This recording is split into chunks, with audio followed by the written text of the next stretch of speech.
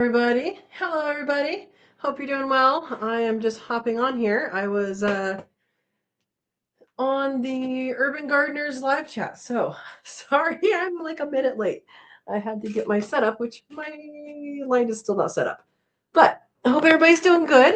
And I did not set up my flan yet, so I will be doing that in a little bit. We'll figure that out. We'll figure that out. All right, let me put my light down.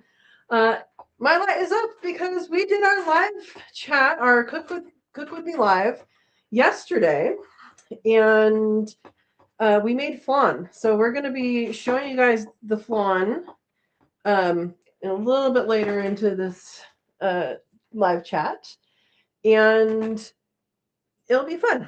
Then we'll get to taste it. Well, I'll get to taste it, and whoever else made it will get to taste it. All right, there we are. Excuses, my dad says. Yep, exactly. All right, let me move you guys a little bit. Trying to get organized here. So, hope everybody's doing good. Yeah, there we go.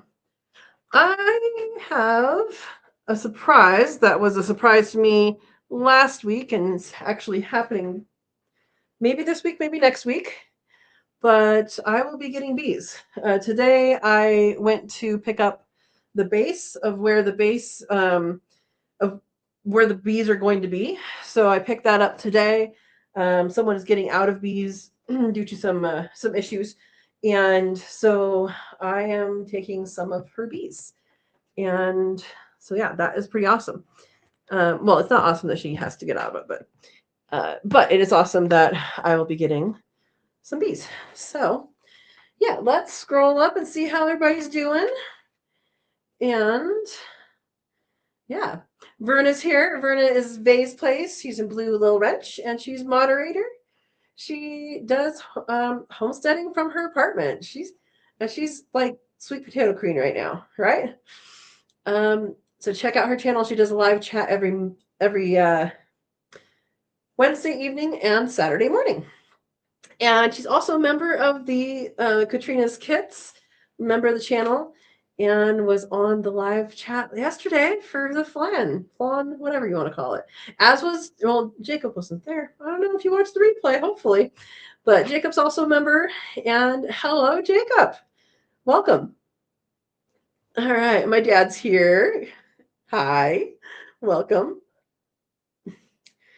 Sky overhead is here. Welcome. Sky, what area of California are you in? When I was in California, I was in Gilroy, which is south of San Jose. But yeah, that will help me know kind of like where you are. I don't know what your planting zone is and stuff like that. So yeah, my dad is asking, soggy down there. Not yet. It's coming tonight supposedly. It rained some. This morning's measurement was 0.06 of an inch, but it rained today, but not as much as it was supposed to. Didn't really rain that much this weekend. We were supposed to get slammed this weekend. Sacramento, awesome. Okay, so you're getting heat. All right. So yeah, it's supposed to get, I don't know, 2 to 5 inches of snow or something is our big winter warning. Who knows what actually will be. I did drive someplace today, and when I went out, I saw that the upper hills have snow on them, and then when I came back, they didn't. So it probably snowed and then melted with the rain. But it's supposed to have some snow, so we're there. Um, I'm all prepared. I have multiple modes of heat in case I need them. And yeah. Oh, he says, I think we got 10 raindrops today. You know, it was not really, it was a little drizzly, but it wasn't like rainy, really all weekend. Yeah. Oh, Jacob didn't make it yet out to dinner with Ava's parents. Hey, that's worth it. That's worth it. And Verna had fog for half the day. Is fog a normal thing where you are? Because it is here, but like it isn't everywhere. Is fog a normal thing where you are? I don't know. Steve is here. S.O. Swanson is another moderator, and he's in Blue Little Wretch, and he is an awesome person. Electric and Internet finally get to be here for a live. Yay! Oh my gosh. Oh my goodness. Yeah. Steve, how long were you without electricity? He's in Mississippi, and got hit by that storm. How long was your? I know you went somewhere else, but how long was your house out without electricity? Sky says it was nice for a week, and now it's raining for 3 days. You guys are getting a big push this week. I saw that. It has been raining for almost 24 hours now. Yeah, yeah. Abella's here. Welcome, Abella. Good evening, everyone. It was 65 and sunny in northern Illinois today. That is different than usual for the winter, right? um, wow. 65 and sunny. Goodness. Yeah, they have. So California has stuff coming through, and Oregon and Washington have stuff going through. I think California is getting the higher moisture content of that whole storm. Uh, but yeah, yep. 2.5 weeks without electricity at Steve's place. 3 with no internet.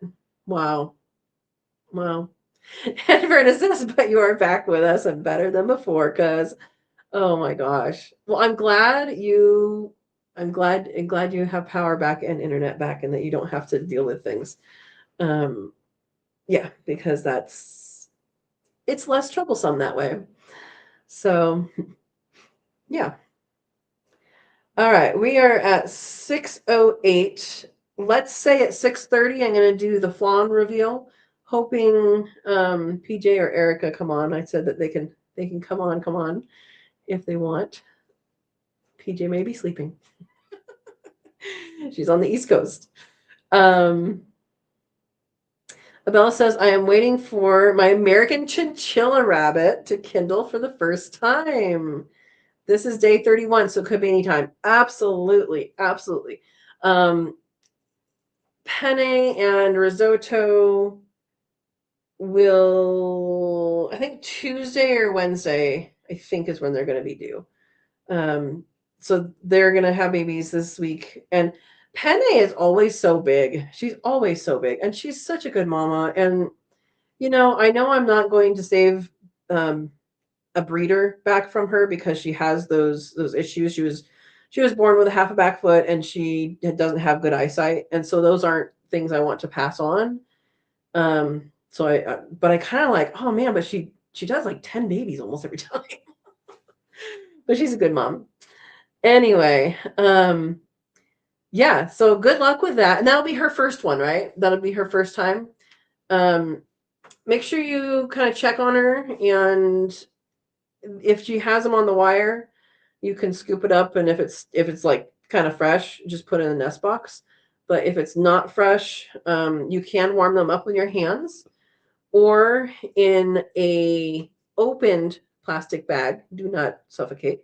You can put them in like a glass of warm water, but make sure they can breathe.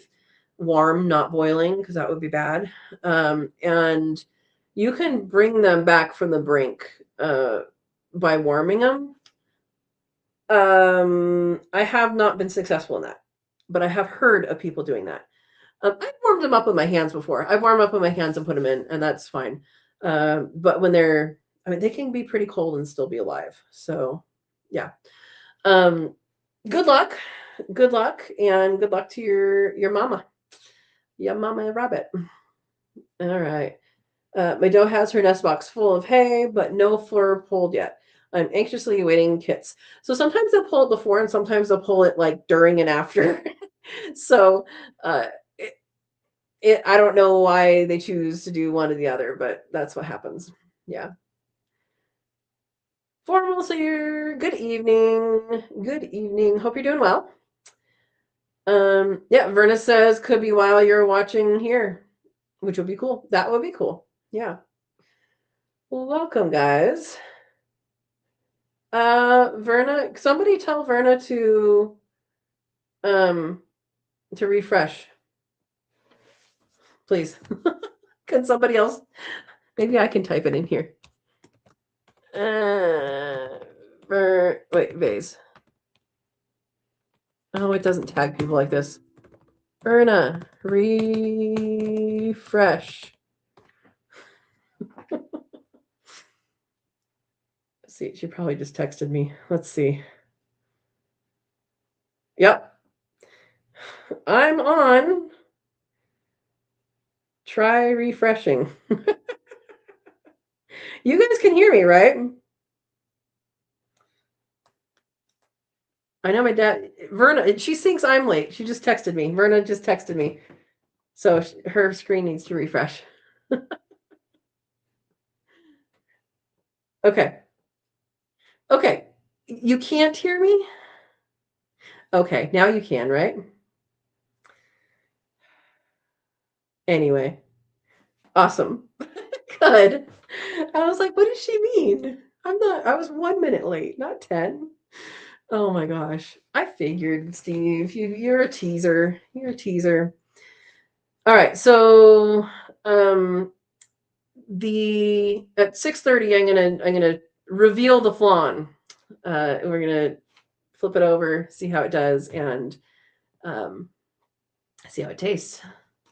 It was a fun thing. It was a really fun process. Making flan or flan, however you want to say it, it's a really easy process. But for some reason, my caramel just wouldn't caramelize. Like it took forever. And this is my first time making it on an electric stove, so I wonder if that's has something to do with it. But instead of a gas stove, it was interesting though, and I'm sure it will taste good. I'm sure it will taste good. Jacob says, does anyone use the warming mats for seed trays for starting pepper plants? I do. Yep. So I use those for you put them underneath your seed starting tray and turn it on. I use them for peppers, eggplants, tomatoes.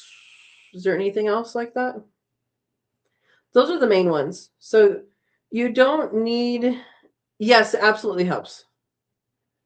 So for those plants, either so you're in Wisconsin, Jacob, so you're definitely going to want to use those. It will speed things up. Those don't germinate unless the soil temperature, especially peppers and eggplants, but peppers, they don't germinate unless the soil temperature is warm enough. Um, Tomatoes, they need some warmth, but not, I don't think they need as much as peppers do, but the peppers definitely do, and I think the eggplants do too. However, don't use that on everything. So don't use that on your lettuces or your kale or your broccoli or anything like that. Don't put that on there because they need cooler soil temperatures. So um, just like flowers opening or birds starting to lay eggs or stuff like that, that is um, based on the photo period. So the time that there is light in the sky is what that means. Just as that depends on the light in the sky, some plants depend on the warmth of the soil or the moisture of the soil, or um, you know, some desert plants they need two sets of soaking rains. We talked about stratification earlier, and that's kind of like you put things either to soak or rub some sandpaper on it, or some things need different things, but then some things need to freeze. So scarification and stratification is when you put it in the freezer or the refrigerator for a certain amount of time. That's giving it a winter. So if that is the instructions, the reason is that seed needs winter before it can germinate. Not everything needs a winter. And then some of them have seed coats that do need to be adjusted, whether that's soaking or scraping or fire or digestive acid. There's a lot of things. I mean, there's nurseries that plant native plants that they only plant seeds that they find in bear poop. I probably not nurseries, it's probably just nursery, and I don't remember which one. But they are more successful planting those plants from poop seeds than ones without. So there are seeds that do benefit from having that digestive acid. Now, what does that mean? Does that mean you get to eat your seeds and poop them out if you want to? But no, that's not what that means. It means that the seed coat needs to be accessed, and that in that particular plant, acid is what naturally, the stomach acid is what naturally breaks that seed coat. You could break it with, heat. You could break it with soaking. You could break it with, using some sandpaper, and that works. So, yeah. Jacob says, our pepper plants have been lacking the latter 2 years, or the last 2 years. Yeah. So if you start, so pepper plants are very finicky, or can be, especially if you're starting them in an area that gets cold. So they do need stunting peppers when they're early, when they're fresh, makes the stunt happen pretty much their entire life. So stunting them when they're young is not helpful. You want to make sure that the air is not going to be cold. They don't get frosted back, stuff like that. So not just the bottom, not just the mat, but you want to make sure that the leaves are protected from freezing, protected from frost. So you can do that several different ways depending on where you are and what your temperatures are. You could do that in a cold frame, but then you'd have the heating mat. So I don't know. You could do that in a greenhouse or a seed starting room or in your house. If you do it like in your garage, for example, so like you're in Wisconsin, it's going to be cold still for a while. If you do it in your garage and your garage is not heated, you might stunt the plants. And that doesn't mean it's going to be, riding a unicycle. It means it's going to be short and not growing well. So yeah, they do need that. Now, if you were to plant them outside, they wouldn't come up until the soil temperatures are at the right temperature and they're going up. Now, if you are looking to plant certain varieties, and you've already planted tomatoes and you always get tomatoes that come up in your yard somewhere, maybe you plant them and you know when to plant them. But maybe you wait until you see them come up and go, oh, now it's time to plant them a week ago. You know what I mean? Let the volunteers let you know when to plant. But yeah, they definitely need that warmth. And the same is true for eggplant and tomatoes and probably some other things. Different herbs will require different things as well. Yeah. All right. Verna says, while they can tolerate a minimum soil temperature of 60 Fahrenheit to 65, for transplanting, any temperature below 50 will stunt the growth. And that's exactly what I'm talking about. That's exactly what I'm talking about. Yeah. Oh, yes, sweet potatoes. I've not started sweet potatoes. So Verna starts sweet potatoes from slips, which means she puts you can check it out on our channel. She puts a sweet potato, actual sweet potato, in a glass of water, and then it starts growing. And once it starts growing, it'll send down roots, and then she pinches those off and plants those. I've not grown them like that. I've always grown them either from slips that I bought somewhere because I wanted particular varieties, or from a sweet potato. So yeah. MKP, welcome. What fertilizer do you recommend for seedlings with more than 2 leaves? So you're talking about seedlings that you have inside, that you've started inside or in a greenhouse, and you're starting there.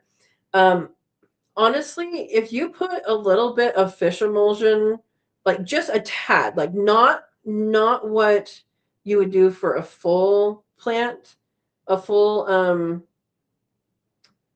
not full concentration of what we would use in the garden, but when they're young, just a little bit of that, or compost tea. And I see Verna's answering is rabbit poo, and that would be helpful in some cases. And you can actually add that to a compost tea as long as it's not like sitting there forever.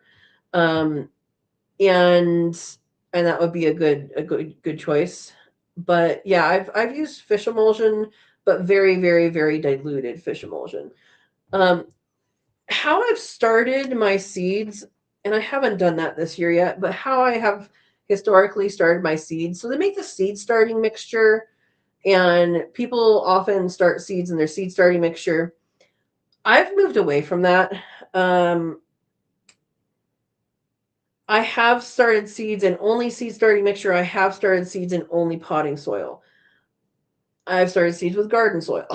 So what I've done now is I fill up the little things with potting soil and put just a little bit um of the starting, I don't know what it's called, starting soil, seed starting mix, I think is what it's called. Because the seed starting mix, what that does is it has the right um it will give you the right moisture content to help the seed germinate, but it doesn't have any nutrition in it. So, because it doesn't have any nutrition in it, having the potting soil below that will get to nutrition very quickly. So that's what I use, and then just a light spray, like a spray bottle with very diluted fish emulsion is a good idea. Yeah. Don't have rabbits. Ah, what a shame. Yeah, I don't remember what the concentration is that I did. It's been a couple years since I started seeds. I haven't started seeds since I've been here because I've had other things going on, and this one is this garden was planted when I was here, and I just didn't have a garden last year because I had too many things going on, and I just had too many things going on. I will have one this year. So, yeah. Rena says seed starting mixture doesn't have any nutrients in it. Exactly, but it has the right conditions for germination. Yeah, you have fish emulsion. There you go. Make it weekly.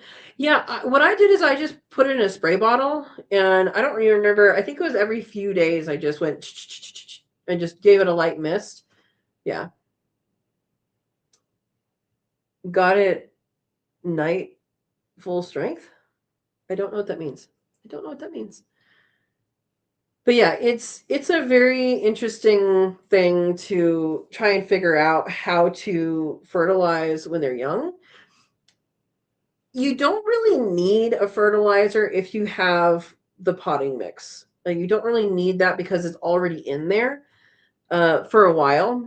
But then when you do transplant, you know, it's good to kind of brush up and just give it some squirts. I don't know if it's necessary, but it's good to do. Yeah. Yeah. So, all right. 6 more minutes to flan. Um, I'm just realizing I have a lot of things in the way of where I was going to go. It's okay. We'll see my kitchen with, well, clean dishes everywhere. Um, yeah, so I will be starting seeds probably in a couple weeks. I've been talking to people who garden around here, and we're a couple weeks out and from planting indoors. And so I need to get out my seeds, and I'll probably do that next week is go through my seeds, and I actually need to get some seed starting mix to put on the very top. I just put like that much on the top of it. Yeah, it works. Um, oh, you guys all just jumped in. This happened last time too. I got comments in batches. Yeah.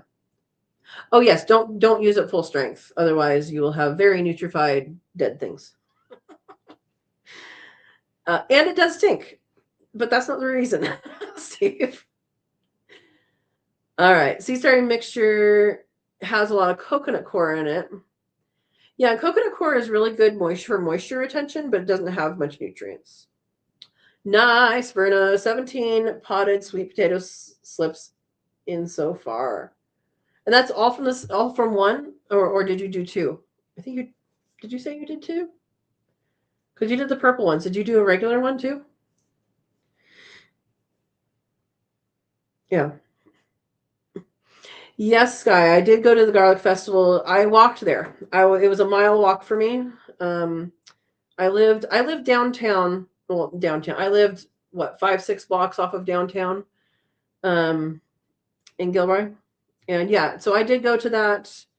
I was there when the pew pew happened. I had just left and thought someone was doing daytime fireworks. They started up the Garlic Festival again, I guess this year. And from the couple of people I've talked to, it was really lame and didn't really do what was before. So for those that don't know, the Garlic Festival, the last real one was in 2019, and there was a um, an event that 3 people died in. We're just going to say that, and you guys can infer the words. Um, and uh, that was the last one. They've tried to do kind of like events here and there and all that, but I don't forget about it, Sky. Yeah, it luckily I wasn't there. I just left, but I ran all the way home. I mean, we didn't know it was happening for a long time. They thought there were 2 people involved. There was only one white male. Um, and yeah, so that was not good. But the Garlic Festival, as it was an awesome, awesome thing. And it was in the Guinness Book of World Records one year that I was there. They did the presentation, and it was the biggest food festival fundraiser. And I don't remember if that's the exact wording of the thing, but it was the biggest food festival, and um it is all a fundraiser. So all the people who are there volunteer. I mean, there's food booths that go towards the volunteers, and then there's food booths that are vendors. So that's the difference. But they had any any of the proceeds, and any of the volunteers that work, they get paid in, like, they can give whatever their payment is. They can name their charity. So you can go and work for a charity that you want to support, and the money goes towards that. And the Garlic Festival put that money towards that cause. And so I thought that was really, really cool because it gets people to volunteers are good anyway, but it gets people to volunteer, and the funds go towards good things and something that the people who put their time in support. So that's pretty cool. They also had cooking competitions. I learned a lot about garlic there. I learned about mint too, because one of the people who does the garlic also does mint.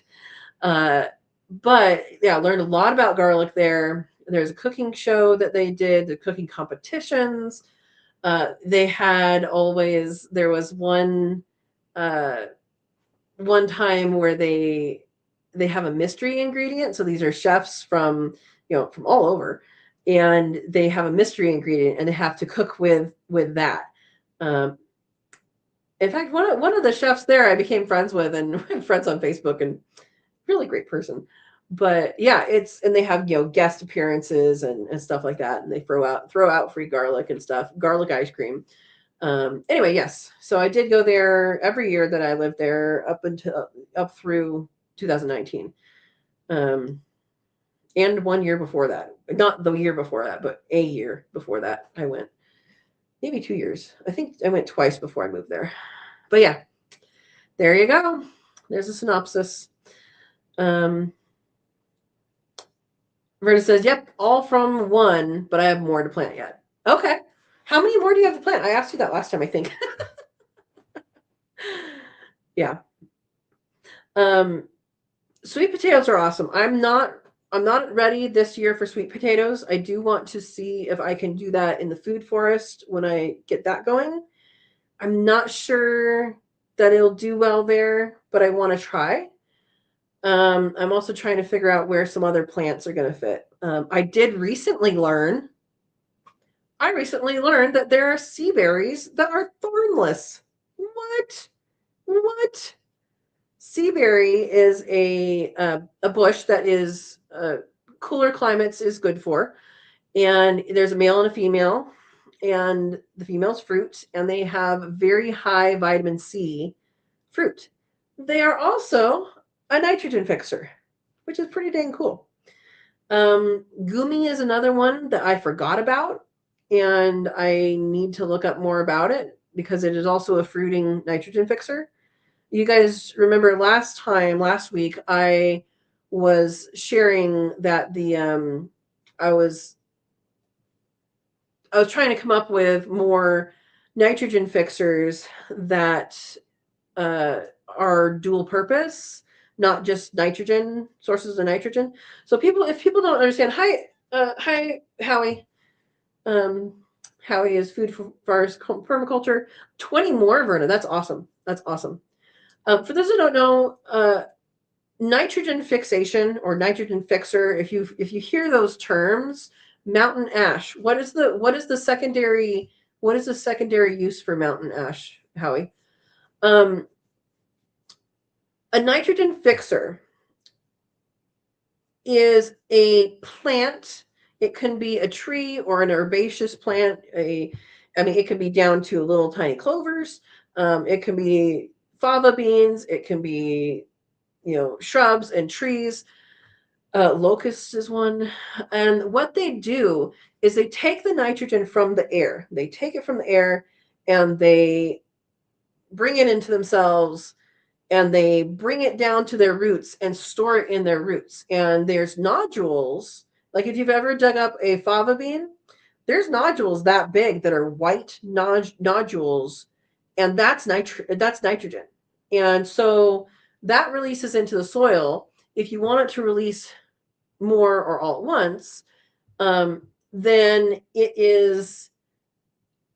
you can cut it, and when you cut the top of a tree or of a plant or of something, a portion of the roots will also die back because it can't support the same amount of roots.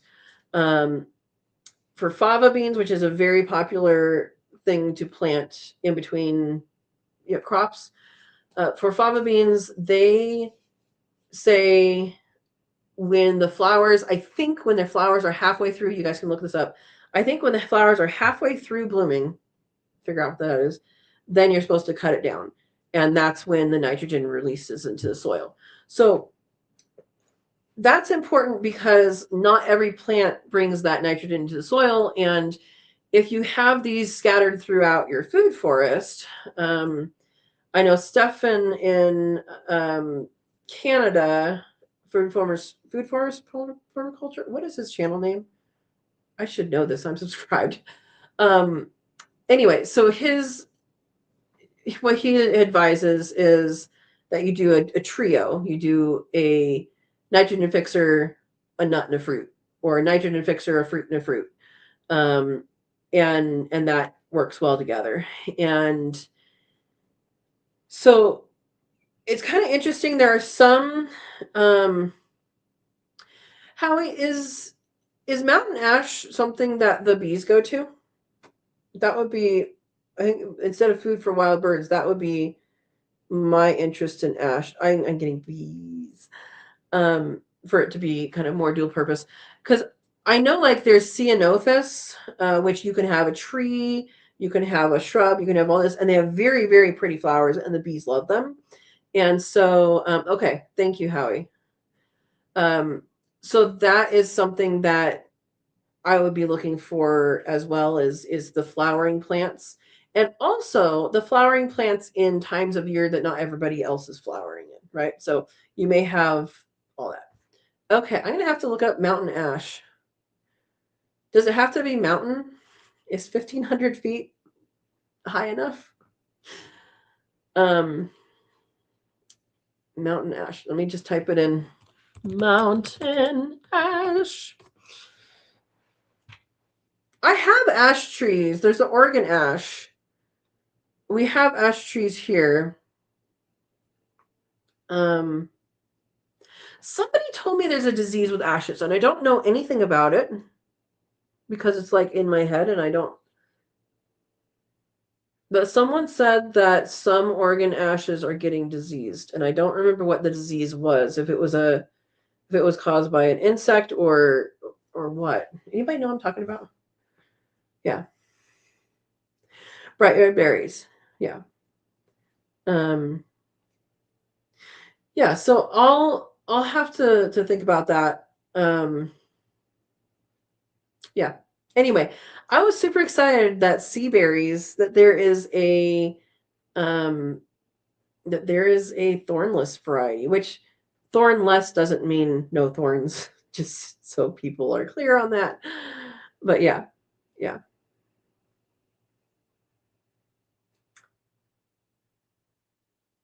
Oh, in ash smoke? There's a disease in ash smoke?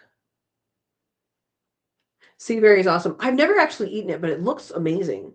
It looks amazing. Yeah. Verna says Sorbus is a genus of over 100 species of trees and shrubs in the rose family, Rosaceae. Species of Sorbus are commonly known as rowan or mountain ash. The genus used to include species commonly known of whitebeam, checker tree, and service tree. I know about service berry that are now classified in another genre. Wikipedia. Thank you, Verna. Um, yeah, things get reclassified all the time. Interesting. I didn't actually know that that was a nitrogen fixer. Interesting. So I guess the other lesson that I knew this, but people, you guys can know is nitrogen fixers. Nitrogen fixer plants people think of as being in the bean family, which is Fabaceae, and it's not always. So that's interesting. All right, you guys ready to see? Apparently, I forgot to plug in my computer. That's okay. We're taking it somewhere. You guys ready to see the flan? I'm ready to have it. All right. Be patient with me as I take you to the kitchen. I probably should have already turned the light, but I didn't. All right. I'm going to go this way, walk this way, talk this way. All right. So here we go. All right, your knives are not as tall as I wanted you to be. That's okay. Look, I made tea. Ta-da! Or tea-da! Okay. Let me raise this up. Get the light going again. And we will get out the flan. And I was going to do tea, and then I was on the other live chat. So, excuse me while I move things. Isn't that awesome looking? Yeah. That's ginger, turmeric, black pepper, cinnamon, and cloves. All right. So for this, I am going to need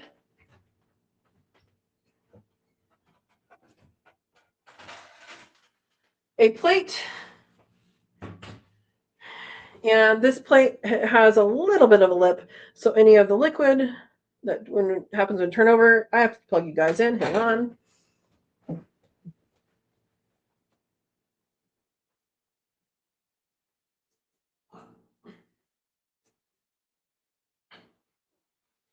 Hang on, guys. Hang on. I'm coming.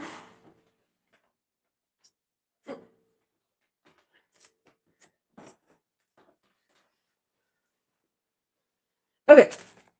Here we go. You guys are plugged in. Whew. Okay.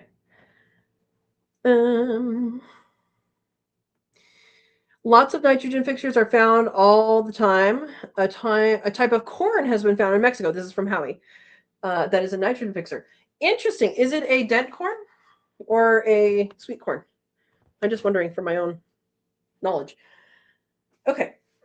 Let me get out the flan.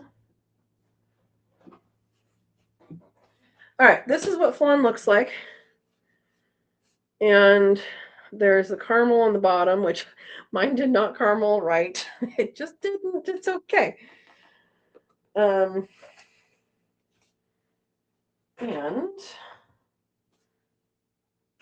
Let's see. Let me move some of this stuff. Anybody else have a dishwasher that you just have to put things everywhere until they dry? Let them air dry. Okay, so when you have a flan, oh, by the way, we made this yesterday at the Cook With Me Live members. I'm going to use a butter knife and run along the outside. And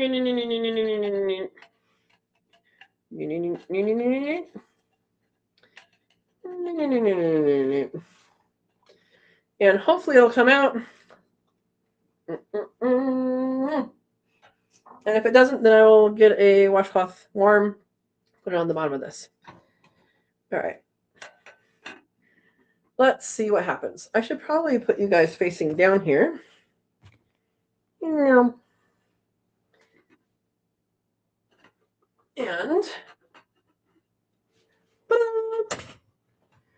all right, well, that flopped.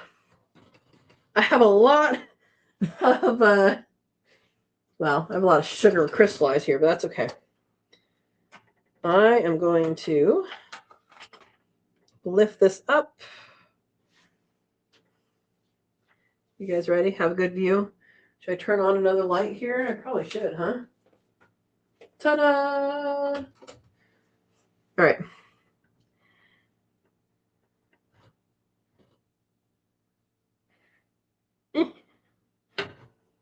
There we go. Look at that. Got all that crystallized sugar. So, let's take a picture, huh?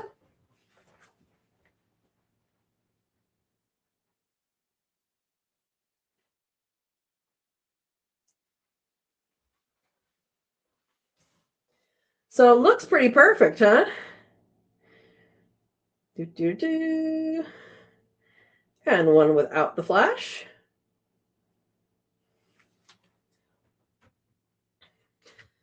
All right. You guys have thoughts on this one? I am going to cut a piece because I can. And it's fine. And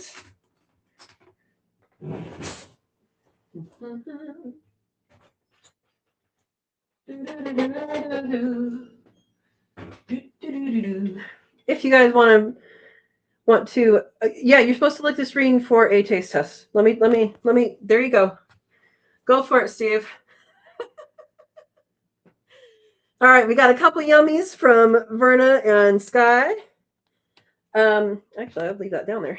And so all this soupy stuff, that's sugar, and that's why you want it to have somewhat of a lip, which is why I picked this container and this plate. So I'm going to cut right into here. If you guys want to make this for yourself and you want to support the channel, it's super, super affordable, guys. Become a member. We do a Cook With Me Live every month. This was this month. And next month we're doing potato soup. Look at that. Ooh.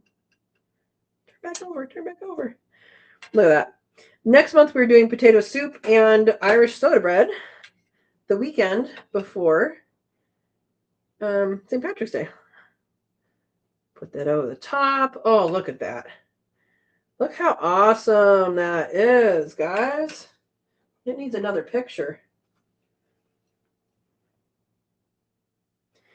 Probably should have faced it the other way. That's okay. My plate's backwards. We're not judging on plating right now. All right. What do you guys think? You want some? Yum, yum, yum. Okay.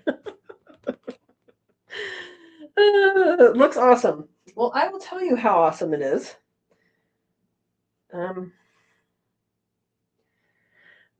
Every single time I made it, it's been awesome. I did kind of screw up the caramel this time, but let's see how it is.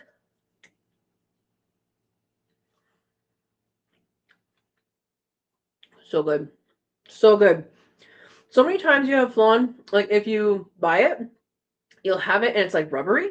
That's not how it's supposed to be. It's nice and smooth and creamy. And all it is milk, eggs, sugar, water, vanilla. That's it. That is it, guys. That's awesome. All right. Well, mm-mm-mm. Definitely awesome. Anyway, so you guys can join the channel and make this. If you join the channel, you get to see all the previous ones too. And we've been doing this for a couple of years now. So there's a lot out there. All right, I'm gonna head you guys back over there. It might make a couple trips because I'm bringing this one with me. All right. I also got to unplug you guys to replug you guys in. So somebody start some music. We're on pause here. Okay. So I hope that encourages you guys to make some fun things. It does require 12 eggs. So if you have birds and you have extra eggs, there you go.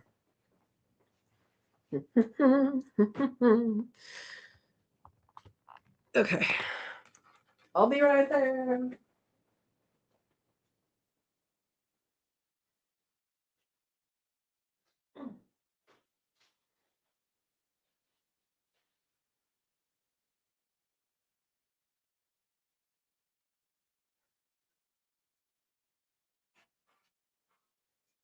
I'm coming.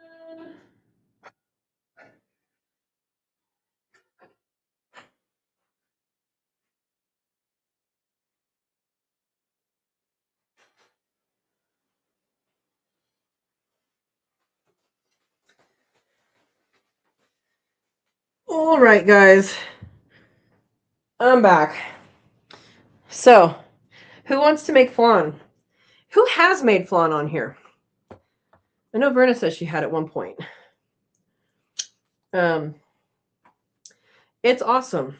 And if you have a bunch of eggs, it's a really good thing to use it for.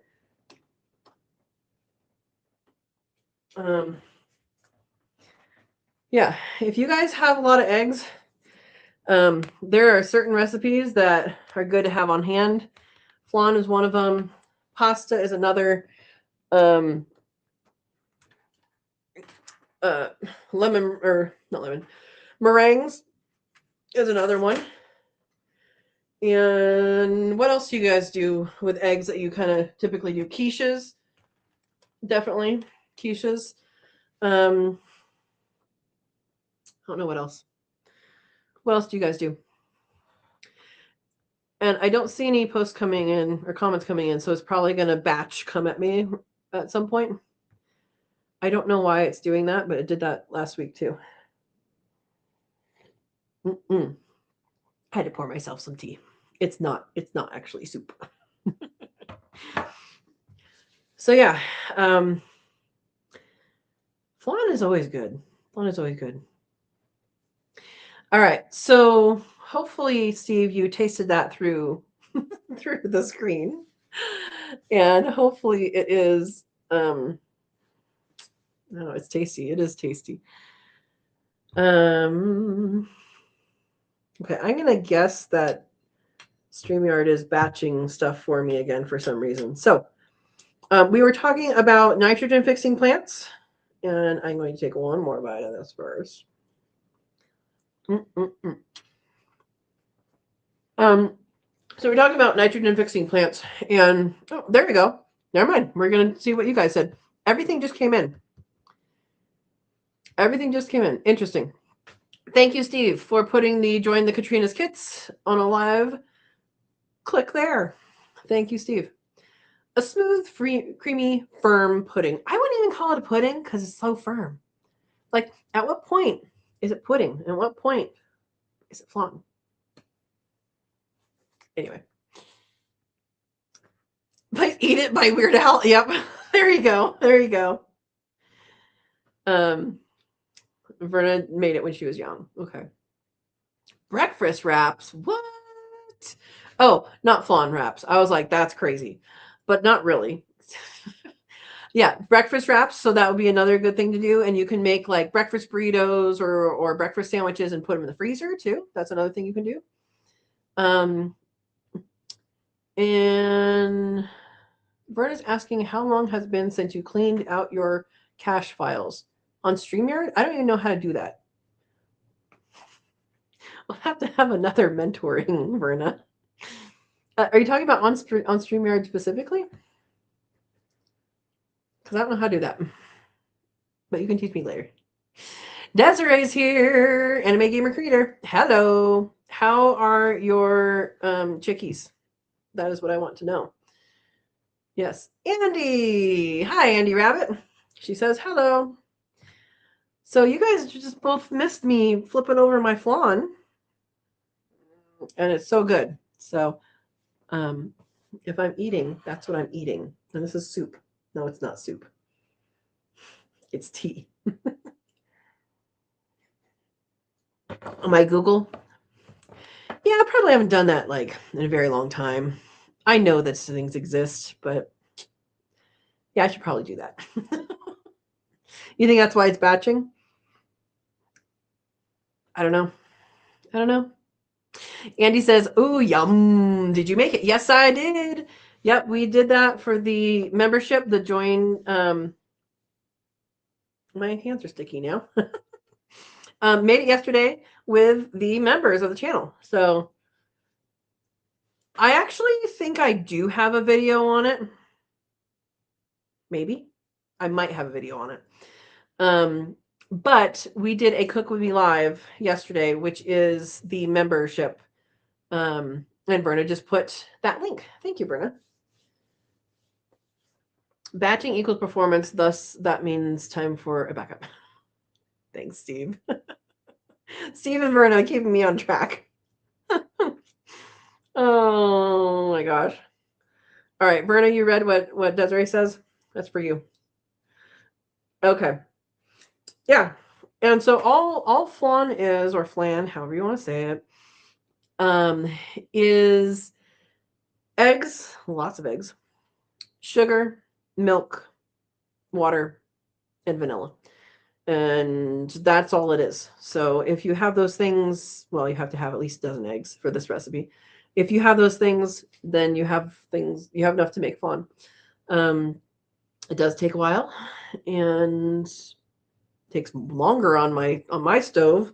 Now that I don't have gas, it takes longer. But yeah, once you join the membership, you can see all the past videos. So I do have there is a members only playlist, and so that's only available to members. So it's a very, very, very inexpensive membership. I don't remember what I have it at. I have 3 different tiers. You get exactly the same with every tier. It's just however much you want to contribute to me for my efforts. And but it is exactly, I mean, I reserve the right to in the future maybe change what higher tier people get, but right now everybody gets everything. And we also have, if you are a member of the channel and you're not yet a member of the Facebook group for members, then that is something you should sign up for. And make sure that I know if your Facebook name is different than your YouTube name. Let me know, because I don't know these things. They don't give me like your email. They just give me a name on YouTube, so I don't know who you are really. But if your Facebook is different than your YouTube, make sure you put that in. To answer all the questions, put that in. Actually, I should have that. I should alter the questions so I have that as what is your YouTube ID, so that I can verify, who everybody is. But that is called Katrina's Kits, parentheses, Sow and Tare. So search that up. Where did you guys go? There you are.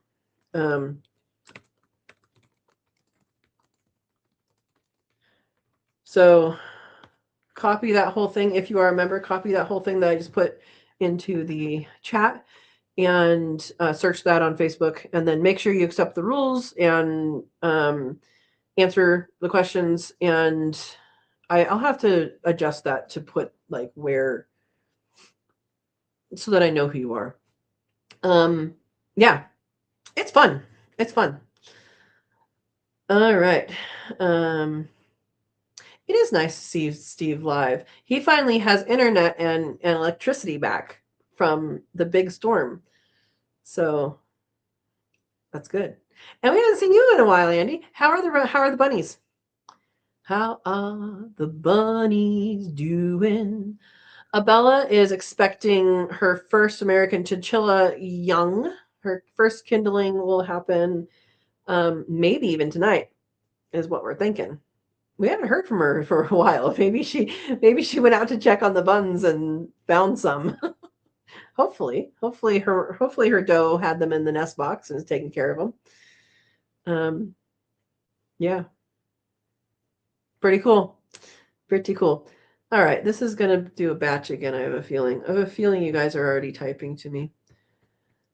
All right. Well, we're gonna go back to the nitrogen fixing plants and why I'm looking for a variety of nitrogen fixing plants, and the reason for that is variety is always good, but also if you have a variety of species, you are more likely to have a variety of flower timing. And because I'm getting bees, yeah, I'm getting bees, um, that's going to be something that I need to fill gaps in. And in particular, what I've heard from people is that October is a gap that needs to be filled flower wise. So I have to start researching things that flower in the fall besides my saffron because they might get a little crowded. Because our native flowers flower, a lot, but October, I guess, is the one that's really, really missing. So that's an interesting one. So yeah. Yep. Um,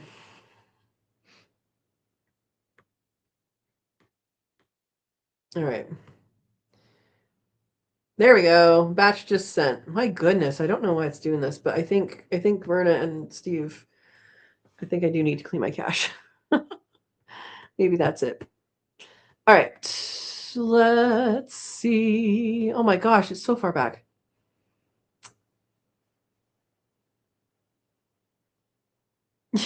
Yeah, Steve says, thank you, Andy. I have electric internet and no longer homeless. Whoop whoop. Yeah. Um, all right. Sky says I've been planting my chicken eggs. What? Oh, for years and have not gotten any eggplant to sprout. Am I using the wrong brand of chicken? Um, yeah, you gotta use some smaller seeds. Gotta use some smaller seeds. They're about that big. Um, Eggplant might have a scarification thing. I don't remember. It's been actually several years since I planted eggplant. I found that it where I was doing stuff, it didn't germinate well for me. And the ones that grew well for me were the long, skinny white ones. I think Greta or Gretel or something like that was what was growing. And I could get those in the nursery and I only needed a few of them. So that's where I got them from. Um, but people do put chicken eggs in the bottom of holes that they're planting in and crack them and it becomes part of the nutrition. I did that one time with quail eggs and I didn't really see a difference, but it's something people can do. Oh my gosh. Uh-oh, Andy's getting something super secret. What are you getting? I don't know if it's super secret. It just sounds super secret. Yeah. Yeah, Sky might need some littler seeds.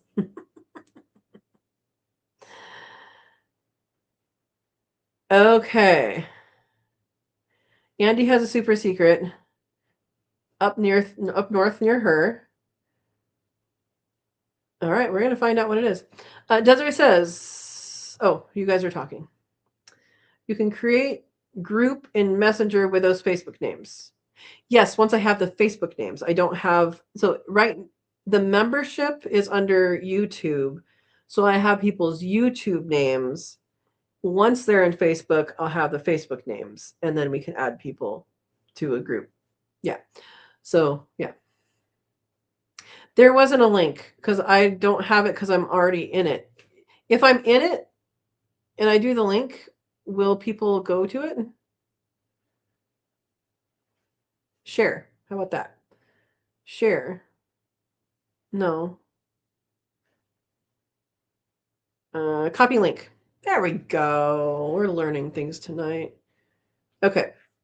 So member Facebook group Katrina's Kits, Sow and Tare. And here is the link. See if that works. All right. Good night, Howie. Thanks for coming. They are alive. Oh, the things you're getting are alive. Is it a reptile? Because everybody's getting reptiles these days. Oh, thank you, Steve, for putting in that link. Oh, nothing yet, Abella. So Abella has a, what did I say? American chinchilla? Is that what I said? It's a type of rabbit that is expected to kindle probably tonight. Andy got a new Rex buck from Nikki. Okay, awesome, awesome. How old is he, and what does he look like? Robin's here. Hello from Chicagoland. Welcome, Robin. No babies yet for Andy. All right. All right. Serena's here. Just finished up with the green room. Awesome. So a bunch of people are coming in here. I had a segment that was on before this live chat started. That was on the Urban Gardener channel, and so a lot of people are coming in from there. So welcome, gardeners. And yeah, we were most recently talking, well, we're talking rabbits now, but we were most recently talking nitrogen fixers. So if you guys have any suggested nitrogen fixers that are like trees and shrubs or something that has a dual purpose, so it doesn't have berries, is it edible, is it medicinal, I'd love to hear it. Yeah. All right. Abella says the breeder I got the rabbits from said some of hers go late past 32 days gestation. That's really good to know. That's really good to know and really good to track. Abella, were you on when I showed my Excel spreadsheet? Let me know whether or not you were on when I showed that. We might show it again. It's really good to know that because typically for rabbits, if they go to 35 days and they have not kindled means give birth, then it's time to rebreed. It means they are not pregnant. They may have been pregnant and aborted early on. They may have had a false pregnancy, any of the above. But if they haven't bred by day 35, it's pretty good practice to just rebreed because they're not pregnant is what the general consensus says. So yeah, well, good luck. Hopefully maybe tomorrow then. Maybe tomorrow. Penne and risotto are expected to kindle probably Tuesday or Wednesday. So they'll maybe have birthday friends. All right, South Florida Sunshine Tropicals, welcome. Love bombing you from the green room. Aw. Well, welcome. Welcome, welcome. Yeah, sometimes we have a couple people here from Florida, so that's cool. Awesome. Well, welcome everybody. For some reason, StreamYard is batching the comments, so I will get down to like the bottom of the comments and be like, oh, no comments, and then I'll like, oh my gosh, there's a whole bunch. So I don't know what's going on. Have you ever grown pothos? I believe that is what I have, or I had some. I need to let me look up what the plant is because I think that's what it is. Just a minute. Pothos. It's the yes. So my parents have one that was a wedding gift from to them on their wedding, long time ago. That they have that it grows they have it on hooks all over the ceiling, and it goes down until it gets long enough it can be put on another hook, and it's all over the place. So I had some cuttings from that. They did not do well in the move, but I will get more cuttings from that. and have them. They're really good for cleaning the air inside the house. So are spider plants, which is really cool. But yeah, I have grown them. Um, they do well with neglect and they do well with care. So they do need to be up potted every once in a while. And so if you're struggling, if yours is struggling, that might be something it needs. But yeah. Um, all right. South Florida said, "Hey there." Shawnee says, "Hey ya."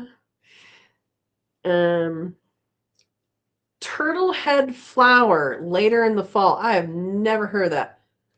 Turtle head flower.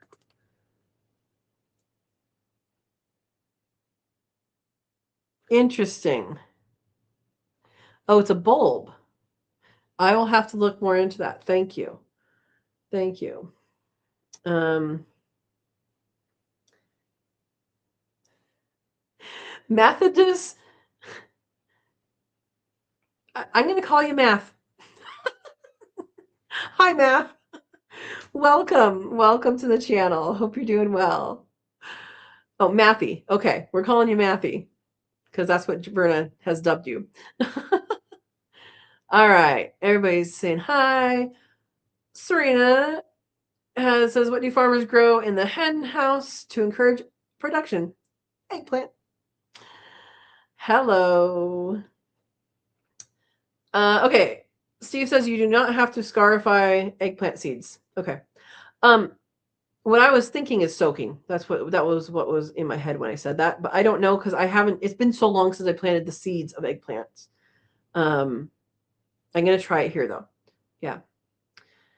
South Florida says I like zucchini better than eggplant. I mean, you can have both. You can grow more than one thing. The skin is not as tough to me. Okay, try different varieties of eggplant because I grew one that it was either called Greta or Gretel eggplant, and it was one of the small ones, and they get like that big, and they're like that. And what I found is that they like how the big purple ones like squeak when you cut them. They're like oh that sounded like plastic. These don't do that, and the seeds don't get as hard and they're good. So try some different varieties is my suggestion. But zucchini's good, and zucchini you can make into pineapple. So I mean that wins. And pickles. All right. Steve says keeping the seeds warm and consistently moist is the best way to ensure they germinate. Yep. Yep. So we were talking earlier about peppers and also by way of peppers, tomatoes, and eggplant as far as using heat pads. Um, those seed starting mats is what people use. Yeah. Um, a freeze dryer. You're getting a freeze dryer? Wait, I thought you just got a rabbit. What is your super secret that is not secret anymore? Is it a rabbit or is it a freeze dryer? Or is it both? Oh, secret is a freeze dryer. Okay. Congratulations. Congratulations. And I want to know what size you got and what kind you got because that is awesome. I have a large harvest right and my electric is finally done. So I can actually use it again. I was not sure when the electric work was going to happen. So I've just not been freeze drying things, which is fine. I mean, it's a slow season as far as freeze drying, but that's why I canned that soup, the potage bonbonne. I was going to make a bunch of it and freeze dry it, but I didn't want to be like, oh, and tomorrow the people are coming out. Okay, well, I guess I'll shut this off. Yeah. All right. Janet's here. Good evening, everyone. Welcome, Janet. Welcome. You're gonna get a mystery box, Desiree? Good. Yes, so South Florida, there's one named for your heat. They're called Florida whites. So South Florida says, I would love rabbits, but not sure any are made for our heat. There is a breed of New Zealand whites. White is just the color. And they are called Florida whites, and they are made for Florida. They are made for heat. So yes, they exist. I have no idea where to get them near you. I would also ask around near you what people might have. Check Craigslist, check Facebook, check whatever other local thing you have, and see if anybody is raising rabbits. I would say number one, shade is very important. And the best shade is tree shade or vegetation shade. So even if you have shade from a piece of wood or from a piece of tin or from a piece of plastic, it's not, sure, have that, but over that, it's going to work best if it has leaf shade. So shade from a tree. And rabbits do great in the winter, but they don't do great in the summer. So being that you are in Florida, not judging your weather based on this last month, you probably want to source your rabbits from someone local. And local meaning, it doesn't have to be your town, but in your region, because they are going to be more genetically apt to survive the conditions that you have. And when you go and talk to those people, make sure that you know what their system looks like. They may not let you in there because there is some biosecurity that, some people don't let people into their rabbitries, but they may, you take pictures and see what their setup it looks like. There are solar powered fans that will help. Some places use misters. I don't think you need to where you are because it's already humid. But yeah, rabbits are awesome. They're awesome. They're awesome meat producers, but even if you aren't producing meat, having them for their poo for the garden, the rabbit manure is little nutrition packets, and it's a cold manure, which means that if you've heard of chicken chicken manure and stuff like that, burning plants, it doesn't actually burn the plants, it just over nitrifies the plants, and the leaves crumple up like they've been burnt. So that does not happen with rabbit, goat, llama, any of those guys, because they pee. So they pee out the nitrogen and everything else gets held in the pellet. Whereas chicken and quail and those guys, everything comes out in one. And so the nitrogen is still in that. And so that's how today you may have learned that birds don't pee. If you've learned nothing else, you've learned this. All right. But yeah, look up Florida whites. And look around and see what people are growing, because somebody near you, I'm sure, has rabbits. Okay, so Andy's Rex is a Harlequin and a little over a year old. Awesome. Awesome. Yeah. All right. Oh, Sky. So if you become a member, then you can join that Facebook group. But if you are not a member, then you can join the regular Friends of Sow and Tare Facebook group. So there is a difference because one's paid and one's not. But yes, so make sure you answer the questions and agree to the rules. And that is, that's good. Awesome. Oh, yeah, I don't know about that. Steve is saying to Sky, did you try some Surma eggs there as well? I don't think it's going to help his eggplant situation. Yes, so South Florida, moringa is all those also a nitrogen fixer, but tropical. I grew that very briefly when I was in Gilroy, California.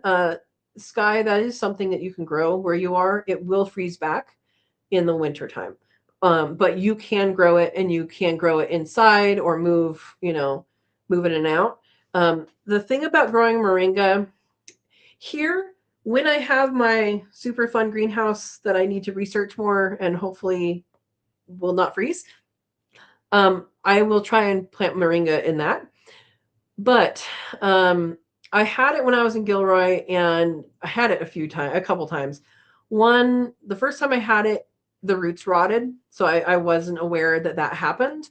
The roots rot, and if you're in a wet area, you shouldn't plant it in a wet area. You should raise it up and plant it like that.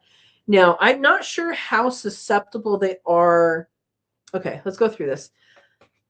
Some fruit trees are very susceptible to having wet feet being the roots. And most fruit trees have a somewhat shallow root system. So if you can give your trees snorkels, then they deal with that situation better, depending on what kind of tree it is. There's a spectrum of how tolerant these guys are going to be. So when I've done peach trees, for example, on clay, which is what I had when I was in Gilroy, it was so clay. I dug a little bit out and I stabbed it with a spade, a shovel. And the reason for that stabbing is when you shovel it out, if you think about if you're making a pot, you're smoothing it out, what's it going to do? It's going to hold water. So if you stab it, what that does is it creates micro fissures into the soil so the water can go through. So that's one thing you want to do if you're in that situation, because clay soil holds water, but it also holds nutrients. So it's really good and really bad, depending on, your situation. But what I end up doing for some of these trees, we're in some very clayey soil, and clayey is a word, is I basically dug out a little bit, stabbed it, and then put the plant, like took it out from a nursery, took it out of the pot, undid the roots, make sure they're not coiled together, put a little bit of like raised bed mix and compost into that hole, set it on that place, and then built a raised bed around it. And what that does is it gives a layer that is not high in clay above where the roots can breathe, and it makes it for a healthier tree below. Now that's also a suggested way of planting avocados in a lot of places. Now in Florida, where South Florida is, it's going to likely be sandy soil, so you probably don't have the same water retention issues. It's probably going to drain pretty well. But that's the number one. The first time I had it and it died, that's what happened. Second time that I had it and it just died back to it died back because it got frozen. So it has to be babied enough that the roots get established. Then it can die back and come back every year once it's established. So there you go. All parts of the moringa are edible, except the root potentially has an abortive effect. And so other than that, all of it's edible, which is pretty cool and has massive benefits. Okay. Thank you, South Florida. Andy says, I got a broken black Rex buck too. That's too hard to say. He's 12 weeks old. Okay. Awesome. So broken is a color. It means there's white and black. Is that right? And I don't remember if it's white on black or black on white, but it's something like that. Yeah. Always here for your entertainment, Sky. Right. So Andy grows moringa as an annual. Yep. When I was in Gilroy, I was going to grow it in a wine barrel on like wheels, so I could wheel it back and forth. I had a screen and porch that was really easy to like wheel things into. And then I was like, oh, well, I'm going to be moving, so I'm not going to do that project. I knew a few years before I moved that I was going to move, so I kind of didn't do a whole lot of stuff. And if you rewatch my earlier stuff, you might recognize that. I try not to make it too noticeable, but Yeah. So it wouldn't be as a tree, but you can get a good size. And so that's the other way I was going. So the way I was going to grow it, because I've seen people do this before, is several seeds in a wine barrel. And then you grow it basically, not microgreens, but you grow it. It's little, and then you cut it. You grow it it's to some point, and then cut that back, and then grow and cut and grow and cut and grow and cut. Similar to how cinnamon grows, but not as long between cuts. So, yeah. Yep. And Andy has an experience with heat tolerance. She breeds for heat tolerance. She says South Florida, any rabbit can be bred for heat. Just don't ever keep a winter-born kit for breeding. So Andy breeds for heat tolerance, and she does the tough love method of you're not getting an ice water or not ice water. You're not getting an ice bottle to lay next to. You're not getting this.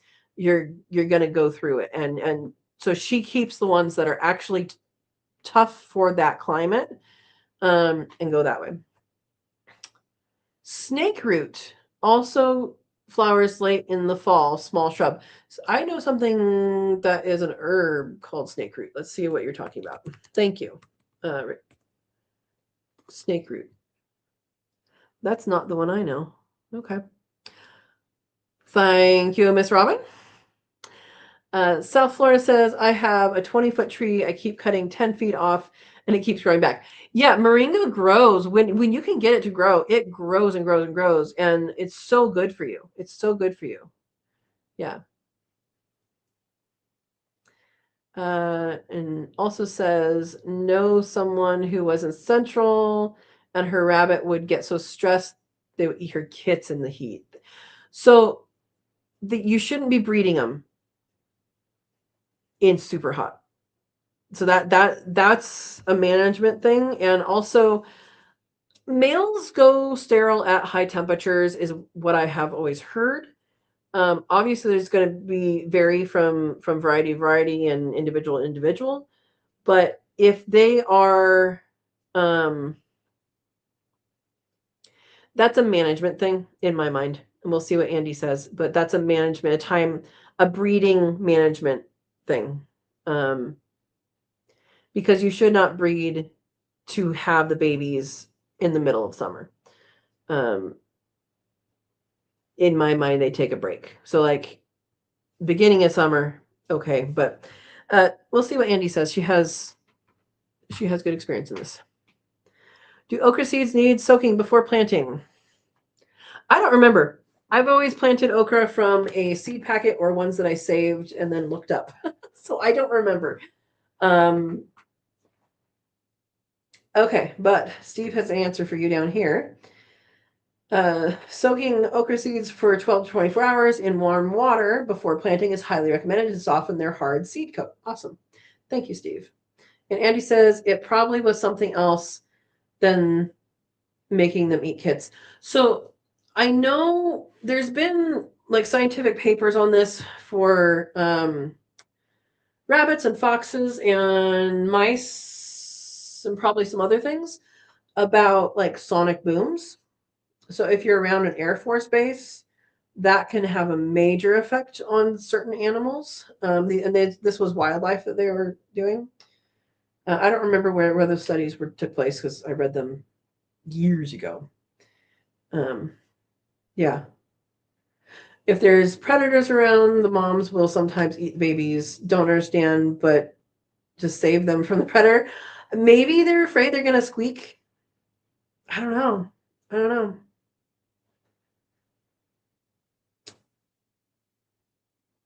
Yeah. Yeah. So South Florida, several of us on here have raised rabbits. I think out of all of us, Andy has raised them the longest. I've raised them for several years. Verna raised them for a couple years. Who else on here has raised rabbits? But there are people on here that you can, if you have questions, let us know. And if you don't want to join the Facebook group, Steve or Verna, can you put up the Friends of Sow and Tare Facebook group link? Thank you. And if you join that one, again, agree to the rules, and something comes up, post on there and we'll help you out. So there's people on here that know chickens and goats and quail and rabbits and what else, guys? What else? Other animals. Do we have any cow people on here? I don't know if we do. But this is it's a really great community and everybody wants to help. So yeah. Andy got a medium harvest right. Awesome. I know it's not a secret, Andy. It was just the way you said it. And you're like, no, I got a Rex rabbit. Oh, wait, I got a freeze dryer. It sounded like it was a super secret. I was teasing you, Andy. Oh my gosh. Okay. Okay. Um, okay, Andy, you're getting a quail club. Blip, blip, blip, blip, blip. Let me start over. I got excited. You're getting a quail plucker. Are you getting a quail plucker? Or are you getting a quail plucker? Because I have the drill attachment one and I used it a few times and the result is awesome. It makes a mess of feathers, and it's not fast. So I would love to hear once you've used your quail plucker how it works. So for those that don't know, a quail plucker and a chicken plucker are different. If you try and put a quail in a chicken plucker, you're going to tear the heck out of it. Um, Quail pluckers, the fingers on the thing is about, I don't know, are they like that big? I don't know. They're smaller than the chicken plucker. Yeah.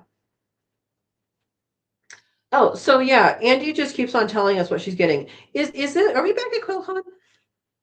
Andy, are you just winning this year? I'm okay if you're winning, just as long as the rest of us get to win. We were at QuailCon one year, and Andy won like I don't know 50 things. It was probably four. I don't know. It was a lot. So if any of us are, yeah, she gets it. Okay. Well, I would love to know how your quill plucker works, how you like it, and what it is. And if you want to put it in the Facebook group, that would be great. Um, or send me the link, and I can put it in there too. Janet says to South Florida, I am um, hoping my moringa makes a comeback. I did bring them inside during the frozen tundra. So are you also in Florida, Janet? They'll come back as long as the roots are established. So it's all about the root from the moringa. I know people in the Bay Area of California. I mean, it freezes there. People don't think of California as freezing, but it does. Uh, and they die back every year. And as long as that root is established, then it's good. Another thing you can do if you've already planted things out in the yard is you can put Christmas lights on it. Yeah, but they are pretty tender. All right. Well, I'm going to show you guys this flan because I don't think I've shown you guys since we started, but I did flip my flan on live, and here is a piece of it or part of a piece of it. I'm snacking on it. I'm not doing a very good job of snacking on it. I paused for way too long. But we made this on the Cook With Me Live, which is the member Cook With Me, and we do that every month. Um, and members come on and we talk with each other on video and we cook together. So this month's was flan, and next month's is potato soup and Irish soda bread, and we're going to do that the weekend before St. Patrick's Day. And if you are a member, you can vote on which day to do that on the Facebook. Mm. Flan is so good, guys. You want some? Mm. So good. Okay.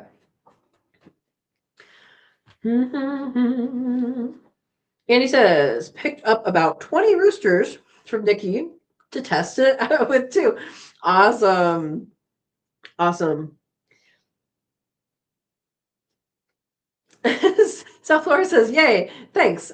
I may know. I don't know what you know, but you're welcome. Bernie needs more coffee. Yeah, have seeds in case they don't. Okay, good. Good. Yeah, you guys must be closer to each other. That's really good. For those that don't know, the seeds, the oil can be pressed from seeds, is used in cooking and in like beauty products and hair care. And then also the after they've been pressed, that stuff that's left over on the seed, that's used as a flocculant to clean water. So you can take undrinkable water, use that as a flocculant. A flocculant attracts things to it and then settles out, and then you have clean water. So how awesome a tree is moringa? It's pretty cool. Yeah. Okay. And for some reason it batched up again. Like, I don't, we're way past this, guys. Okay.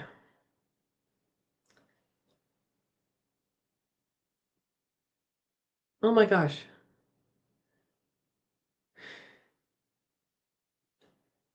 Oh, no, we just had a repeat question. That's what it is. Adam's offended by Rena. No, you're not. You're not. Hi, Adam. Um, Andy says, if this plucker works well, I plan to do a video. Awesome. If you can get a good one. Awesome. Yeah, I definitely want to know about that. South Florida says, I was kind of hoping for a dwarf variety because, yes, I want them for the poop. Okay, here's what you do. If you want them just for the poop and you're not going to breed, find someone who breeds them in your area, period. Find someone who breeds them. You know they already exist there. Find out what their setup is and say, hey, when it's time to switch out breeders, I would like to buy a breeder from you. Because they will live years after their productivity is done. So that's what I recommend. If you, unless you want to bond with a baby, that's also fun. Um, but that's my recommendation. If you want it just for the poop, find someone who already has and is growing rabbits and find out what their setup is, duplicate it or make it somewhat similar enough that the rabbit's going to be okay with it. They're going to be good. And then have that rabbit because that rabbit has already proven itself. It's already gone through winters, it's already gone through summers and all that. And if you don't want babies, you don't want babies. And you're probably going to get a pretty reasonable price for a rabbit that has aged out of the breeding situation. So that's my recommendation for you, South Florida. If you're not going to breed them and you're just going to want them for the poop, do that. And even once you're comfortable with that situation, if you want more, you might even get, pet rabbits that people sometimes don't want pet rabbits. I know like Andy sells rabbits around Easter time, um, babies that are weaned at that point. And sometimes they want to bring it back, you know? But yeah, that's my recommendation. Find someone who's breeding them and say, hey, I would like to buy one of your breeders after they've aged out. And that's what I think. All right, there's my input. Lots of sirens. Uh-oh. I hope you're okay, Verna.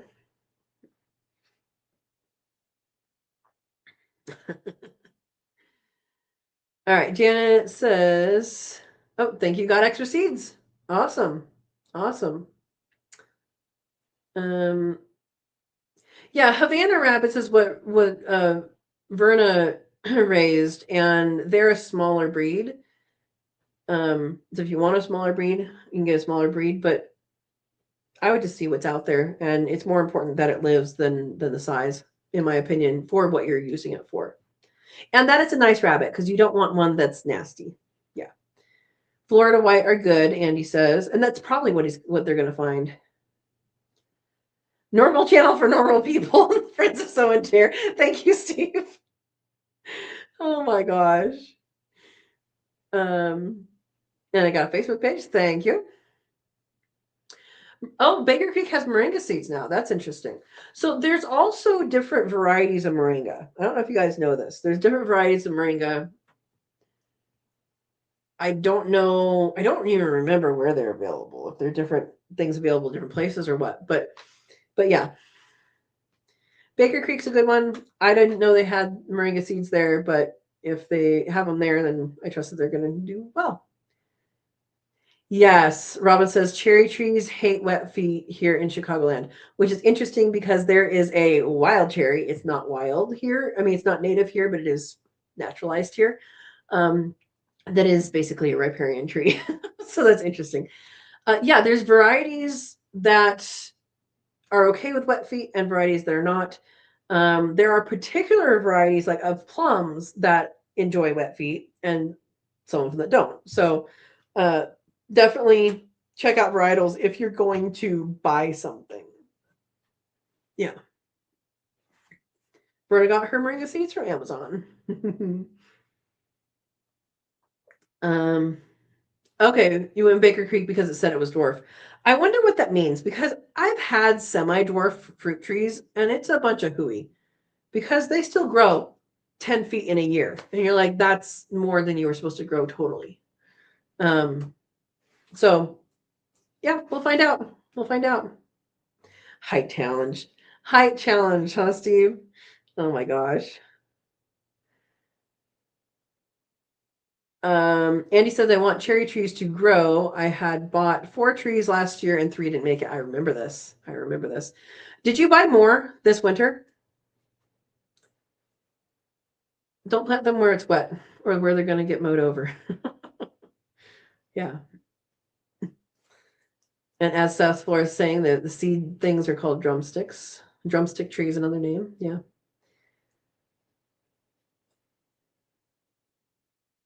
All right. So South Florida says, right, we have super Drano soil, or it goes hydrophobic sometimes. Yes, all soil can go hydrophobic.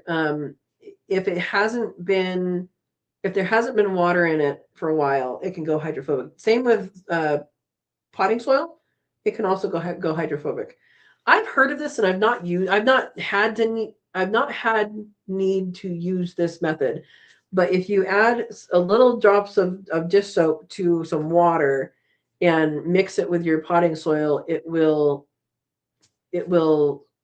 break that hydrophobicness. That's a word I just made up.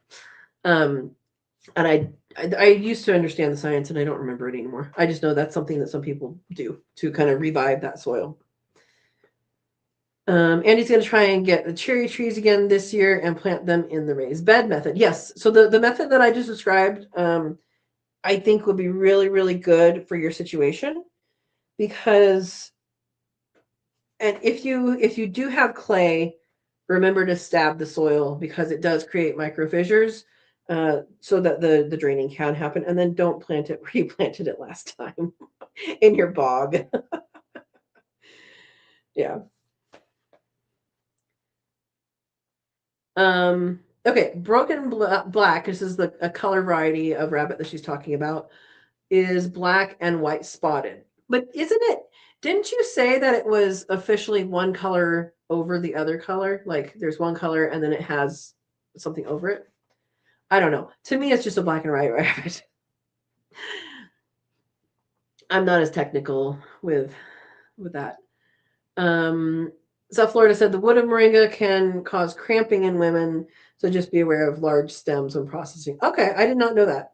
And that might be why the roots are potentially abortive. I say potentially because I don't know. I just some sources say that and some sources don't. I went down a rabbit hole with moringa. I really did. Yeah, yeah. Um, yeah. I don't know what you're referencing, South Florida, because I'm way behind, but that is okay. Said great with my kids. That is important, and my hubby too. All right. Oh, just by touching the wood or ingesting it is the question from Andy.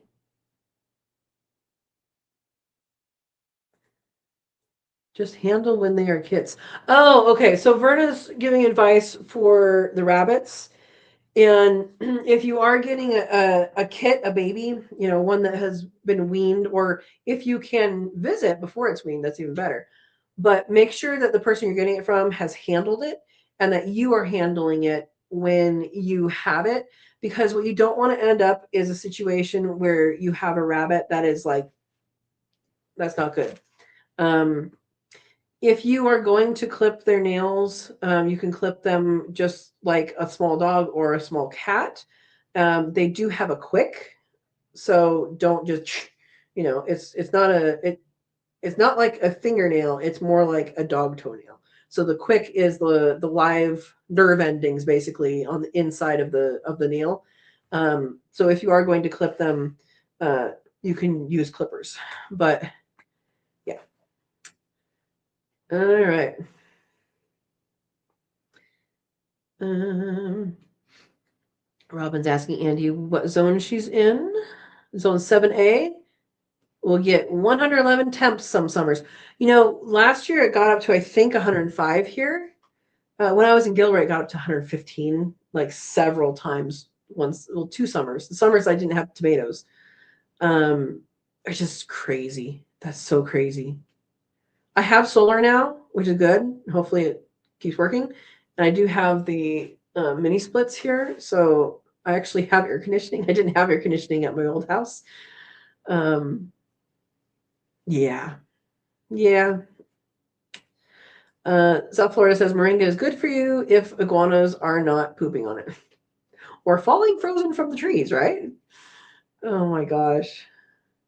Anime says any male animal that is exposed to extreme cold or heat goes sterile for about a month. I didn't know it was a problem, but I mean, makes sense.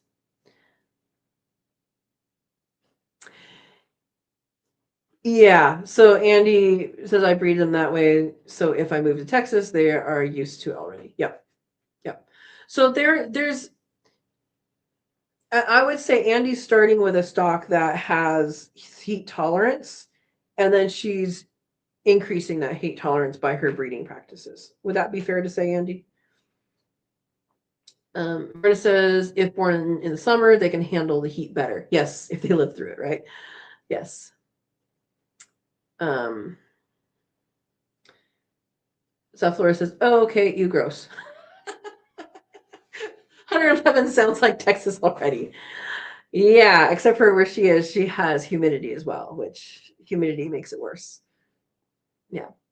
Anime says, one day I'll get rabbits. You know what? You got a lot of animals this last year, so you're like on a roll, Desiree. Yeah. Um, Robin is in zone 5B and can't do sweet cherries well. Tart cherries are Marvy. Wet feet is the only thing that killed them. Oh, Hardy. It's Hardy, not Marvy. Um, so tart cherries, you should be able to do some sweet cherries. Robin, I would say I would encourage you to look around. I'm just trying to think of where Oregon's Fruit Loop is because there's a loop of highways. It's called the Fruit Loop, and there's all sorts of cherries there. And you know, Rainier is one of them. Um, it's named after a mountain. But there's a lot of them, and cherries specifically as a group are one group of trees that require much more chill hours than other fruit trees. And so I'm surprised that in 5B, because 5B you should be able to plant other things than tart cherries. There should be some sweet cherries that you can plant. I'm not promising you that, but I think there's probably other ones. And there are a multitude of different varieties. Yeah. And let me know if you find something else. Okay. That's right. That's right. So Andy's back on rabbits. Texas A&M breed the Timuc rabbits. That's the heat tolerant one in 112 degrees, 24/7 with a fan at the highest point of the ceiling, just to move the air and keep it from getting stale. I knew there was another um, lineage, and I did not remember the name of it. Thank you, Andy. Is it Timuc is a New Zealand, right? Is it in a white New Zealand as well? I think it is. Yeah. Um, yeah, so Timucs or Florida white is the hotter climates. I didn't know they actually bred them at that high. But yeah. Desiree wants pictures of Andy's rabbits. They're cute. Um, okay, so South Florida is doing quail first, then rabbits, or which would you all choose? So you're looking at someone that, well, I used to raise quail, that raised quail and rabbits. Verna also raised quail and rabbits. Andy also raised quail and rabbits. Yeah. The thing about rabbits is they don't lay eggs. And the thing about, yeah. So here we're gonna go through this here. Rabbits are white meat. They're all white meat. You cook it like you cook a skinless chicken because you skin them. So that's how you cook that one. You're going to get white meat. If you have quail, that is a dark meat. It's all dark meat, and you can choose to skin them or pluck them. So you can have the skin or not. And it's cooked like a skinned or plucked chicken. So as far as the meat goes, that's your own choice. You can have both. You can have good from both. Um, as far as care goes, mom raises the rabbits, her kits completely. You can wean. I wean at 5 weeks. Other people wean. I've heard of weaning at 4 weeks, and I think there could be problems with them with milk stuff then. Um, but I wean at 5 weeks, and they go out on pasture where I am now. They used to go out to a grow up pen. Now they go out to pasture and are like half as expensive because they eat the grass. If you have a lawn, you can use the lawn as well. I still give them pellets, but they eat probably less than half of what they ate before. Um, but they don't really require your care in the beginning, except when mom kindles. Hopefully, she does it in the nest box, which you give her. Um, if you're raising quail and you want to raise it, to repopulate or to uh, add more so you have meat, then you're going to be hatching them. So you have to have an incubator uh, or a very light chicken. They do not regularly hatch their own. So unlike chickens, they do not regularly hatch their own. Now I have had them hatch. I do have actually a course on raising quail in aviaries, and that course is very affordable, and I do recommend raising them in aviaries. I have raised, if you are in a small situation, a small, urban situation where you're trying to maximize your space, I have raised rabbits over quail. I recommend you do that if you have a small space. If you don't have a small space, I don't recommend doing that. If you have a small space and you have chickens under your rabbits, that's a great idea. The quail don't churn things in like a chicken does, and so you end up having to do the scraping work, but you end up with compost underneath there. So if you do that kind of system, you're going to have the result is free compost in the deep litter system. And so I have the let me I forgot to open up my link thing. I know Verna and Steve are probably already on it. But here is the link for the course. I think it's $25. It's very, very affordable. Lots of information in there. I also have playlists and stuff. But you do have to care for them. So you have to incubate the eggs, you have to hatch the eggs, you have to brood the young. They have to have heat plates or heat light. I like heat plates. And then you send them out into the world where they're going to live, whether that's an aviary or cage setup or hutch. And so with that, those are your decision making. You can do both. You can do everything. Um, and here's the thing: you don't need to practice it, right? So when I first got rabbits, I got practice rabbits. They're like pet rabbits that I treated like how I was going to raise meat. No, you don't need it. They went to live on a real farm, an organic farm, eating organic food and pooping organic poop to recycle into organic food. And you can do both. You can do both in the same space. If you do rabbits over quail, don't do it the other way around. But you'll be doing the job of a chicken. You'll be churning things in, which is perfectly fine. I don't know. I gave you some information. Think on it, and we'll see what you see. I say both. Quail eggs are extremely healthy for you, especially if you eat the whites raw, which you can do in a smoothie. Some people just shoot them. I think that's probably nasty, but it's fine. But yeah. Quail eggs are awesome, and they quail eggs, like duck eggs, have a higher yolk to white ratio than chicken eggs, which makes you fuller and it keeps you full longer. Hopefully that made sense. Yeah. All right, moving on. South Florida, you have lots of questions, lots of discussion topics. All right. Adam says summer is break time, late autumn through early spring is go time for rabbit breeding. Supplemental lighting is necessary if you're pushing hard during winter. For rabbits, I have not seen that to be the case. And it's definitely not going to be the case in Florida because they're going to have more light than we do.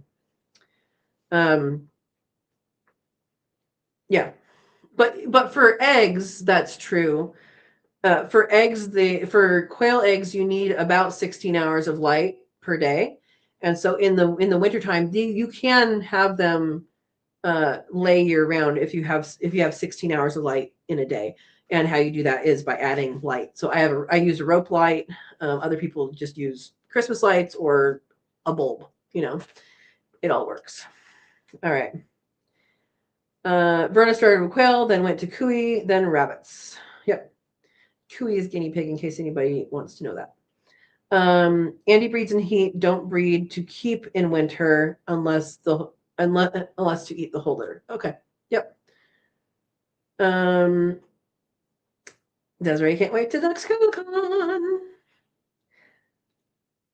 Yeah, and to clarify, South Florida, you can do both in the separately or in the system I mentioned, which I named the raviary, the rabbits over the aviary, because it's always a party. You can do it that way on deep litter, which is wood chips like that deep, basically on a compost pile. Or like Verna says here, she did all that in her apartment. Yeah, because Verna's awesome. Yeah, QuailCon. Okay, the quail plucker is like the chicken plucker. Awesome. The barrel, got it. I am way behind. All right. Verna says you still have some left. Boy, it would be long gone if it was here. This, I just flipped it for the live. And I knew that people were going to come on around 7. And so I saved some. It's look how this turned out. It had that yummy caramely goodness. Mm-hmm. All right. Serena says, one time I put a quarter in the claw machine and got 2 things. What? My aunt couldn't believe it. She said, I put a quarter in there lots of time and got nothing. That is a random story, Serena. Thank you. Thank you for the link, Steve. Desert has the best potato soup. Awesome. Robin wants some. Well, here you go. Steve licked the screen earlier, so at least he says he did. Oh. Okay, South Florida says, "Oh my gosh, Verna! Wow, with my special needs son and need to clean out our house, they all have to go outside." Cuban flan or Brazilian? This came out of a Mexican cookbook. So, nada. Yeah. And if you join the channel, you can see that. I believe I do have a video on it. I don't remember. You guys can search for it. Yeah. Yeah. Verna had a quail room. Yep. Yep. Always wondered how the seeds clean the water. Yeah, it's called a flocculant, and what it does is it attracts. So they crush it up and they stir it, and then everything's suspended. And when it's suspended, we're talking about moringa seeds, the leftovers. When it's suspended, the bad stuff gets attracted to it. I don't know how, but it does. And then that through time settles down to the bottom. So the top part of the water column is clean. So that's how it works. And it's used in, I think it's used in a lot of African countries uh, for water, for like water treatment. Um, yeah, it's pretty cool.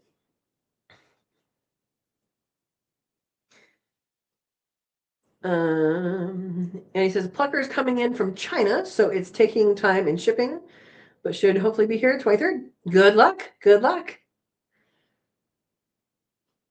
Um, so Steve says don't get a used breeder if they don't handle them. Most don't. So that is the caveat as to getting an adult, is that you should get one that's nice. You don't necessarily have to pick it up and cuddle it, but like all of my breeders, I treat as pets. I don't pick them up. I really don't, except for the moms when they to Percy's to breed. But um, and you totally could. I just don't. But they come up for kisses and they come up for scratchies and little massages. So, I mean, an individual is more likely to do that than like a company. So, but yeah, that's a good point, Steve. You want them to be something that doesn't become an issue. And you might be excited enough that it's a rabbit to ignore that. Don't ignore that, because the quality of the rabbit includes its attitude. And the quality of your experience with the rabbit is also going to be based on its attitude. Yeah. Okay. Abella says lots of people also have pet rabbits they want to rehome, and that is a very true thing. The thing about pet rabbits is usually they're indoor, and so that's going to be a situation where South Florida is going to either choose to do indoor or bring it outside. And if we're concerned about the heat, I think they're looking for something that would be an outside thing.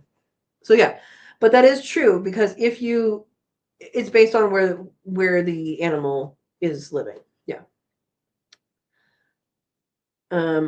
So for example, I rehomed my old buck, Parmesan. I rehomed him to one of my friend who also had another rabbit, and he lived out the rest of his days with her and in her house.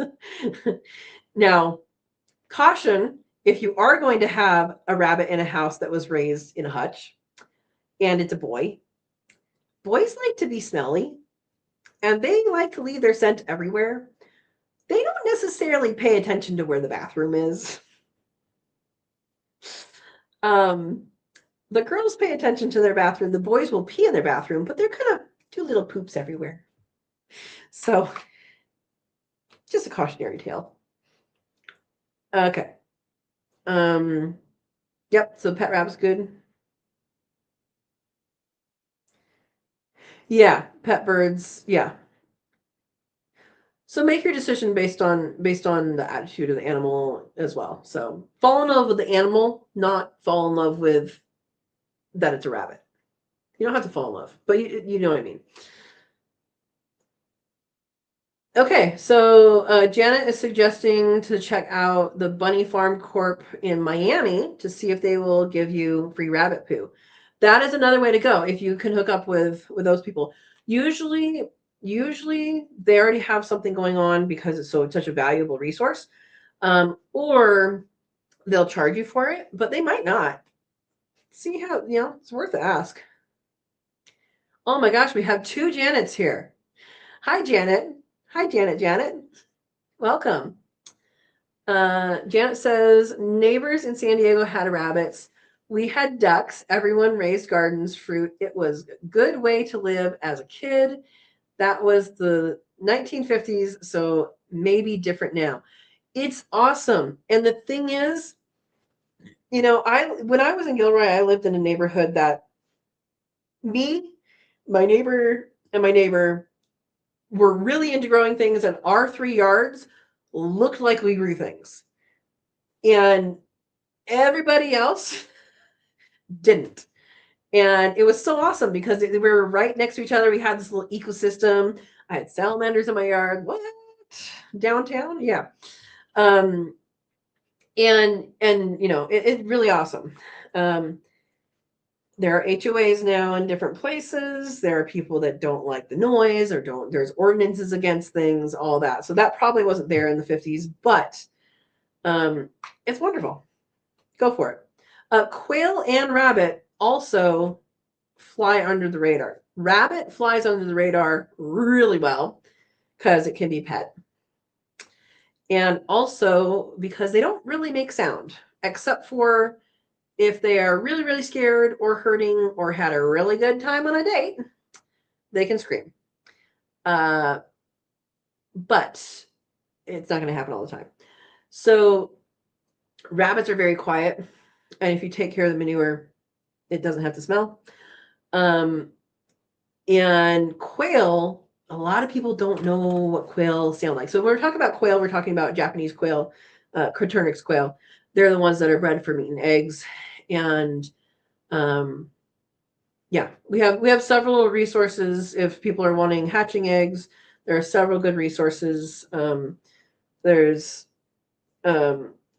Myshire Farm, Guidro's Farm. What is Nikki and what is their? Is it Pips and Chicks? Why did I just blank on their thing? Anyway, quail people, go ahead and put in the chat recommended breeders for quail. Those are the ones I think of. My shire also has a quail farm in Canada. They set that up a couple years ago, and so if you're in Canada, they can't ship across country lines, but they do act. They legally brought breeders into Canada, and then they're breeding them there now, and they're doing all that there. And they've set up something in Canada. So if you're having problems looking for Craturnix quail in Canada, my shire did set that up a couple years ago. So, yeah. Okay.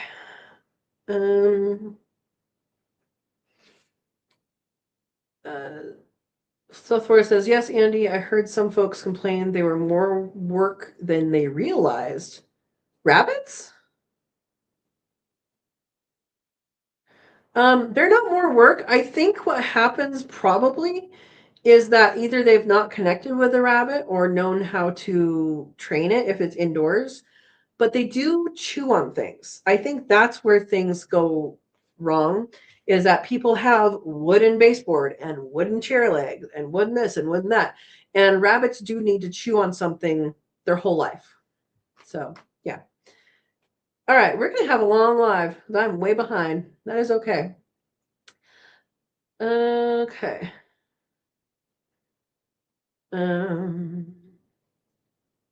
Oh, Dawn had the mower problem. I just remember Dawn and Andy both had fruit tree issues in the same year, so I don't remember which one had which issue. That's right. That's right. Andy had the bogginess, and Dawn had the mower issue. Got it. Okay, Andy says spring sales is when I do sales the most. People want new breeders and start back up. I don't exactly sell for pets. It just happens best. Swap is always around Easter. Yeah, that makes sense. That makes sense.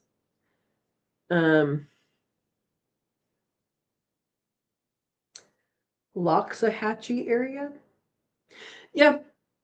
I mean, hey, go on a little vacation, come back with bunnies. Yeah. Okay, yes, and Andy agrees. A house rabbit would be much more than someone expected for sure. Yeah, because one, they're going to leave little, especially if it's male, it's going to leave little poop trails. Not because it's being bad and pooping all over the place. Boys like to spread their scent. This is not species centric. This is a male thing. All right. And they chew on things. Yeah. Especially if they don't clean often inside the house. Yep. Yep. Andy bought a cherry tree from Stark Brothers, a Bing cherry. It was on sale. Awesome. Awesome. South Florida says, my husband mowed over my trial area of cantaloupe 1 year. Now I am in motion to take over the whole backyard.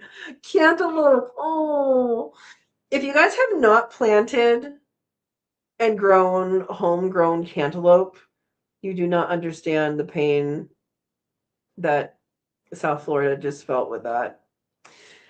Homegrown cantaloupe, homegrown honeydew. I don't care if you like, if you don't even like cantaloupe or honeydew, try it. It's amazing, fresh. You don't really want a store-bought one after that. All right. People don't eat grass, don't grow it. That's true. That's very true. Janet says, I'm not sure why I thought. Oh, that's okay. Moringa root sounds like a natural second day. Yeah, it has. I just researched everything about it like several years ago. My understanding is it has a potentially, it has that effect or can have that effect, but potentially to a dangerous level to the person, not to, or not, yeah, obviously to that. But this is a long time ago. I looked into every single thing about this. Oh, South Florida grows Acerella and Barbados cherry. You're totally opposite from where Robin is, though. she and oh, Robin. Sorry, we were talking about Robin with cherries, and then we were talking about Andy with cherries. In any case, you're much further south than both of them. All right. Andy says a broken rabbit is a black rabbit that has the broken white gene on top of the black, kind of like a dotted white quail. One copy is a tuxedo. That's what I was talking about, Andy. I remembered there was something there. I didn't remember which way it was. Thank you.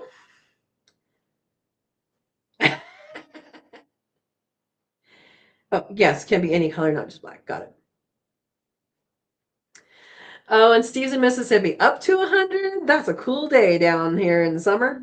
He's in Mississippi. Yep. Verna says Little Rock, Arkansas years ago, 112 in the shade. Oh, no, thank you. No, thank you. Okay. Don't have AC at Anime's house. That's right. That's okay. I didn't have AC until I came here. When I was in Gilroy, I did not have AC, and it got to 115 degrees outside. I will tell you, the color of your house makes a difference. I painted that house from a very confusing purple-red color. It's confusing. To a light blue color. Crisp Morning Air was the color name. And I did it in the summer, and it significantly brought the temperature down inside the house. So my roof that I had put on, that was the first thing I had done here, is took all 3 layers of roofing off, and they put up metal roofing because I'm in fire area, and it's a lighter color. So yeah. Okay.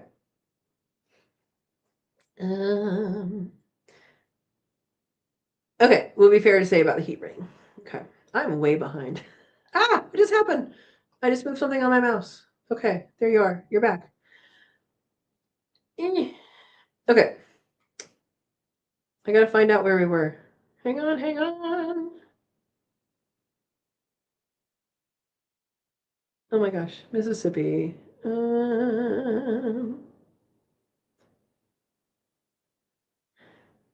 Okay, I'm back to where we ended. Yes, and Andy has humidity. Okay. Andy says, I think I could set and hatch eggs outside without an incubator sometimes. Maybe, maybe. Steve just has gills, is what he's saying. Did I translate that correctly? No, he's in Mississippi. Desiree says, soon as I get rid of most of these big chickens, I'm going to get rabbits next. What do you mean get rid of? Are they just going to be dinner? Is that the plan? Any heat breeding problem can be ruined by just one litter born in the winter. I can see that, yeah. Oh no! Okay, semi-sweet might work, Robin. She says I kill all the sweet cherry trees. I'm sorry. South Florida says, yes, Mississippi is like West Coast Tampa area. Yuck. You have humidity and heat. Oh my gosh. All right. Verna's saying 5B. We're talking about planting zones. Can handle top choices, including self-fertile, crack-resistant, and hardy varieties like Stella, which I did grow in Gilroy. It's a good variety. That one does not need a partner. It's a self-pollinator. White gold, black gold, Lapins, which is a pollinator for a lot of cherry varieties, and Sweetheart. Yeah, try some of those things. Tart for medicinal for us, so that's awesome. That's good. Yeah. Maraschino cherries come from a variety of tart cherry, so you can do stuff. If rabbits don't lay eggs, where do chocolate chips come from? I thought you were going to say Cadbury eggs, but I don't know where you got chocolate chips from. Chocolate chips come from very small elk. That's what I call the poops anyway, down in California. The Thule elk. They're like chocolate chips, large chocolate chips. Here, they're bigger and square.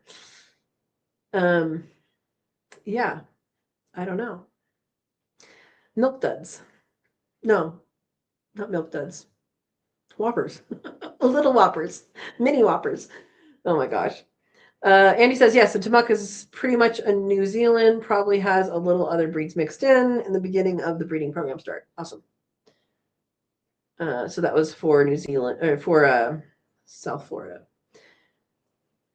Serena says, which takes less time to get ready for a trip, an elephant or rooster? Rooster, he only takes us home, while elephant has to take a whole trunk. Thank you, Serena. What is rabbit's favorite crop? Hops? Oh my gosh. Tasty candy shell chocolate eggs. There you go. There you go, Steve. South Florida says, I do have brand new incubators I have not used. Awesome. Have you incubated anything? Because you're going to want to get a secondary thermometer in there because incubators are very famous for not saying what the real thing is.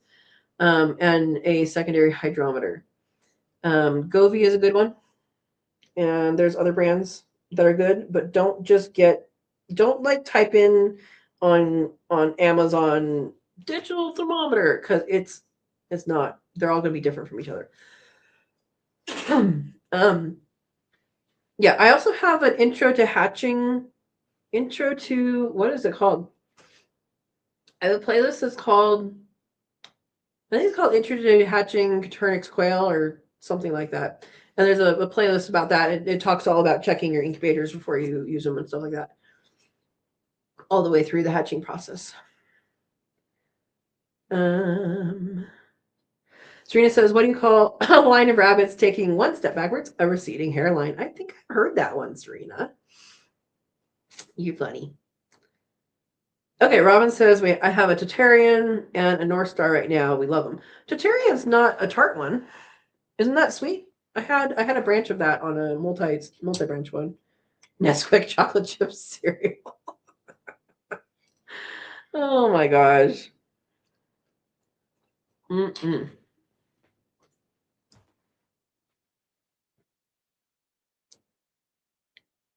Okay. Their chicks are tiny. Yeah, button quail are even tinier. I don't know why someone would. I'm gonna revise this thing. For a homestead animal, I wouldn't do button quail.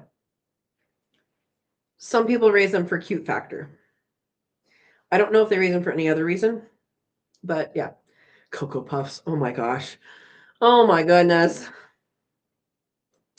Yeah, and South Florida, if you like hard-boiled quail eggs, so do you have okay, start over. Electric quail egg peeler. You need it. The end. I have one, came from China, took forever to get here. They are amazing. And I have a video, I don't remember what it's called. It's like something and quail egg peeler. I think it's deviled eggs. I think I did deviled eggs with that video. But you can see it in action and it's worth it. They're expensive, but they're worth it. And there's a hand crank one too. I think Berna has that. Yeah. Abella says, I've never heard that quail eggs are especially healthy raw, wondering where that info comes from. I love my quail eggs cooked on toast. So there's an enzyme in the whites. I'm going to guess that probably Verna has already given you the real answer by now. That's my guess based on how far your comment was on at 7:53. It's now 8:16, just so people know where I am. It is an enzyme in the egg white. And if it's heated, it denatures. But there's been a lot of studies based on that one enzyme of the quail egg in the whites, and there's scientific studies just spanning the spectrum of things that you can study, and it's used, and the amount of positive effects that they have seen over a multitude of different studies for different things, it's really, really good. Now, I'm not going to tell you to eat raw quail eggs. It's fine to do in my mind. I'm not a nutritionist. I'm not a doctor.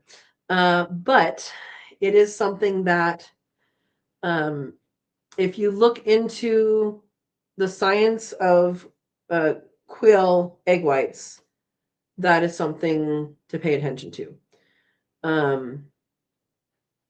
And the enzyme that's used for that. So that's what I'm going to say, because I have a feeling that Verna probably already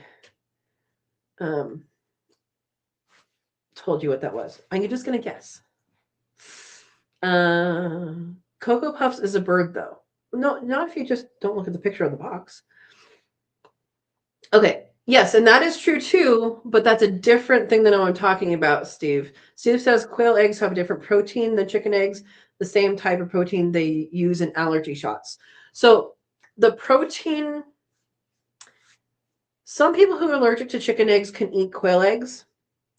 Those people usually can eat duck eggs as well, because there's a different protein than chicken eggs. And it is used in allergy shots, but it's not the same thing that I'm talking about. But yeah, lots of good stuff.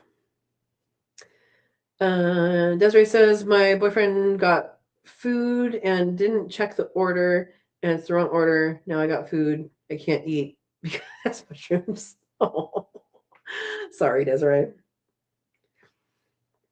Cadbury cream eggs, exactly. Not all mushrooms are good for you, Steve. That's a blanket statement right there. If I ever saw one. I like mushrooms that are good. Janice says, my neighbor thought I was crazy when I took and ate the duck eggs. They were laid on my property. They're mine. I took all 17 the day they were laid. You know what? Duck eggs are awesome. And I have a story about duck eggs. A place I worked at when I lived in Illinois, the hunters would steal. So it was a Illinois State University and DNR.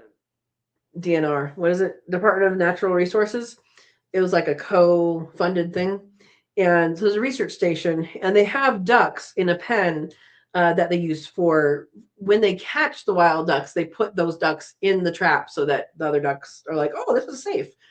And there is a biohazard sign on it. I'm like, what? And so I'm like, what is with the biohazard sign? They put the sign on there so that duck hunters would stop stealing the ducks. How stupid is that? So then I'm like, oh, so it's not like chemical stuff? No, it's not. And so then I started taking the duck eggs every day. And that's when I was like, oh, these are different than chicken eggs. They're so good. Duck eggs and quail eggs are very similar in a lot of ways. But yeah. All right. Okay, I'm going to kind of scan through some of this. Yes, a lot of mushrooms have immune support function. Yep. Oh, but Anna is allergic, so that's not going to fly.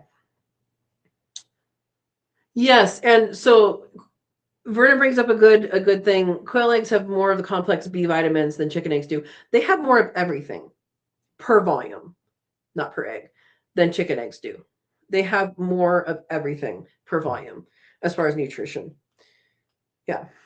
Um,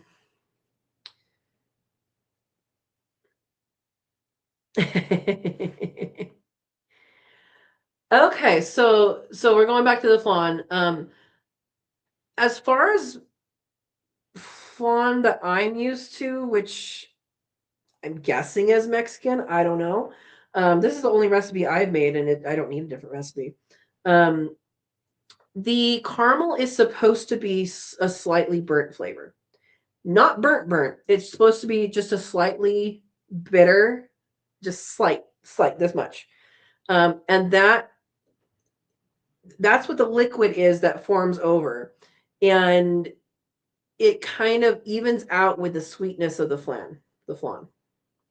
So it is supposed to be that way. I don't know about the other ones, but that is supposed to, like, that's the goal. Okay. Verna says with rabbits, the breeders are your pets, the kits are the meal plan. That's what I do. Yeah, that's not what everybody does, but that's what I do. Yeah. Okay. Da, da, da. Okay, I'm just scanning. Yes. Verna says I used to love making quail deviled eggs, and if you have chickens too, you can make double-decker deviled eggs, and those go way great. They go over way great at a party. That was great English too. Um, so South Florida says, I think I would sell my kits unless we really fell on hard times. My parents gave me fried chicken that I found out was not chicken. Yeah.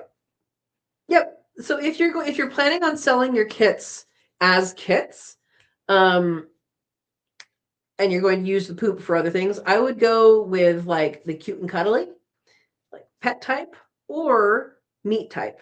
And if you're selling them live, and people can chime in here, it might be beneficial if you get like full breeds so that you're selling breeders or you're selling something. I don't know. People can put in their opinions.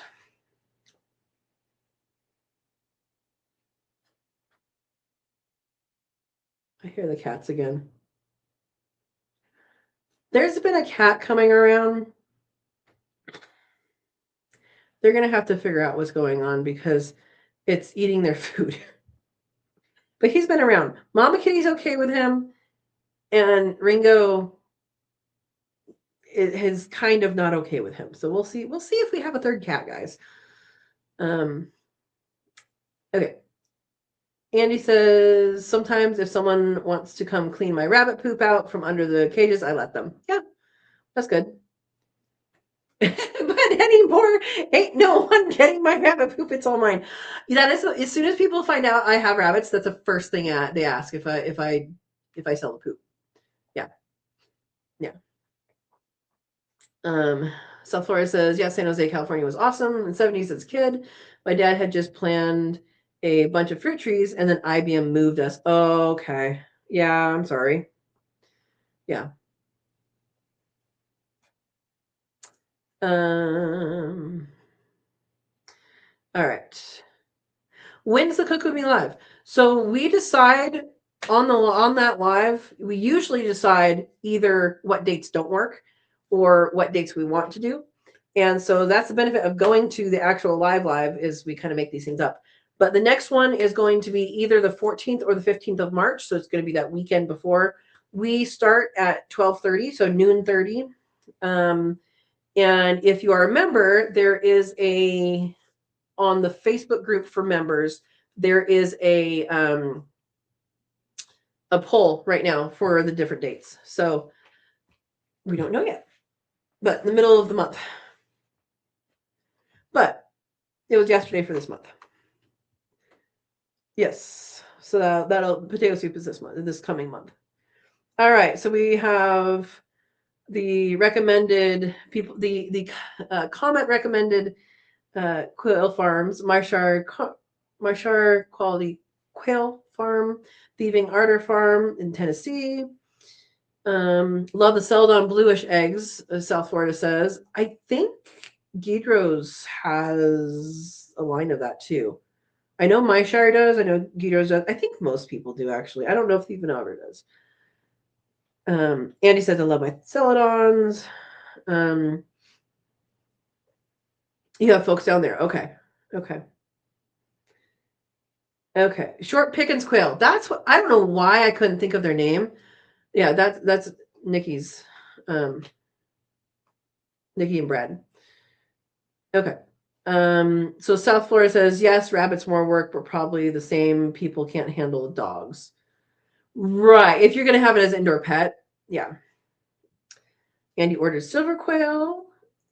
Have a covey of 5 Italians, not silvers. Okay. Okay. South Florida says, I used to do pottery ages ago. Those eggs are so pretty. The celadons. Yeah.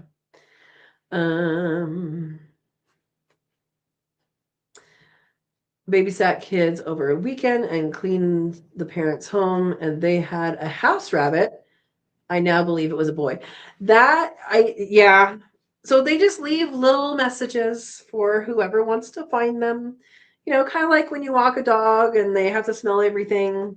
I call it, well, this is stolen from my neighbor, my old neighbor, that they're reading the P mail. Yeah. So Verna says, years ago, someone told me they can't stand cantaloupe. Well, I made muffins using cantaloupe in place of bananas, and they loved it and got mad that I tricked them. There you go. Adam says, timestamp 8:07 Pacific Standard Time, bedtime for Bonzo. Night all. See you next week. Good night, Adam. That was 20 minutes ago. Okay. What do you call the chore list a melon gives her husband? A honeydew list, yes. Okay. And I'm just scanning because it's getting late. Never cooked with cantaloupe, South Florida says. I tried dehydrating it. So I went through a phase of dehydrating a lot of things, and watermelon dehydrated is candy because it's sugar without water. And so I was like, oh, that's really good. Let me try cantaloupe. And it wasn't great dehydrated, but cantaloupe juice, very good. Very good. I've never cooked with it. Yeah. Thank you for putting Shawnee's channel. Verna. And Andy does do some videos. Yeah. Okay. I am scanning because we're getting late. There's Verna's channel link. Thank you. South Florida says, I've not hatched an egg since 5th grade. Watch our parrot hatch a baby, and then she kicked it out of her nest. Oh no. Oh no. Well, I have a playlist about hatching. It's intro to hatching something. So if you type in intro to hatching on my intro to incubation, it might say incubation. Type that in on my channel and you'll be able to find that. It's relating to quail, but the same is going to relate to anything. It's just the timing is going to be different. All right. Steve's out of here. Thank you, Steve. All right.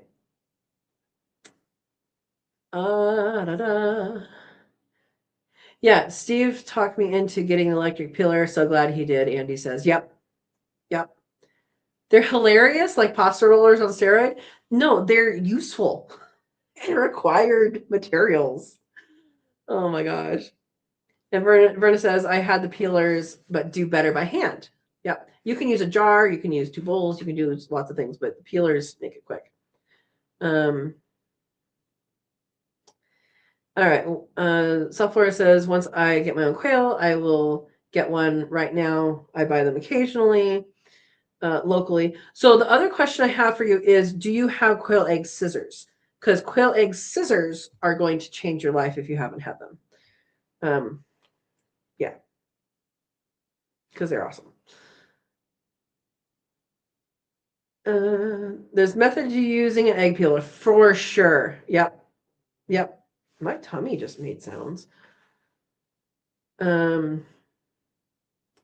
turkey is laying eggs, and we are going to eat them. That's pretty cool.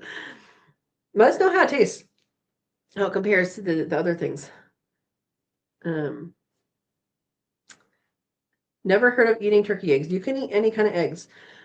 People usually hatch turkeys for turkey. They don't usually eat the eggs, but I had a friend in high school that, they grew ostriches, and when I would stay the night at her house, her family would make a 1 egg omelet for everybody because their eggs are like this big. Yeah, that's a thing. Yep, you can eat emu eggs. Yep.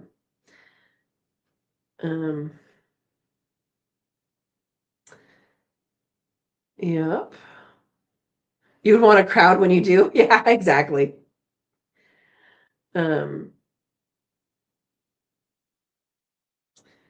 Okay. The bones should have given away that they were not chicken. What? I don't know what you're talking about. That's okay though. Andy's turkey loves Mexican food. Hubby says, well, her eggs taste like Mexican. If you season them right. Oh my goodness. South Florida says, okay, 23 years later, finding out I don't care for Cuban flan. Need more sweet white stuff. Cuban flan here is flat. Brazilian, often made in like a bundt pan.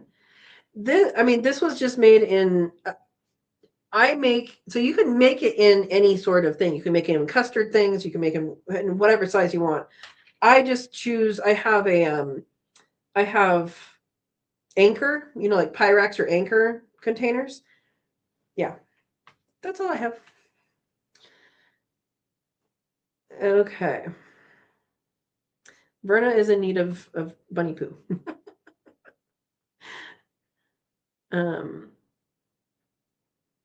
Okay. Remind you a few days before but I'm going to be reminding every week, Desiree.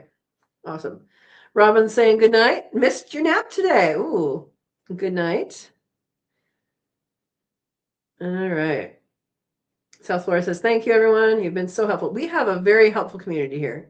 For sure. For sure. Lots of experience. Andy says, during a snowstorm and the restaurant was closed, we bought chicken scratch for the turkey. She didn't want to eat it, but she was happy when she got her Mexican food back. Oh my gosh. That's pretty funny.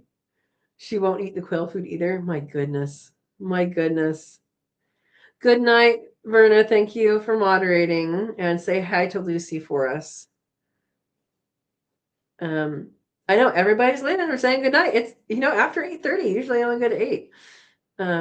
That's okay. That's okay. Funny turkey. When I let the dog out, we put her up. I say the big bad wolf is coming, and she goes right in the rabbit shed. That's hilarious. I met some turkeys today that were hand raised, and they're pretty funny. Cantaloupe juice, yum. Absolutely, South Florida. And have had dehydrated watermelon. It is candy. Yep. Yep. Freeze-dried watermelon is a different story. That's a different story. But it's all good. The turkey loves shrimp and all her meats. The hubby says she can't eat chicken. Almost cannibalism. You know what? It's fine. She'll be fine. Yeah. Dehydrated watermelon is delicious. So sweet. Yep. It's candy. Yep. Oh my God. Do you know? So, okay. I'm going to get the quail egg scissors just to show you since you're on here. I'll be right back. It's just in the kitchen.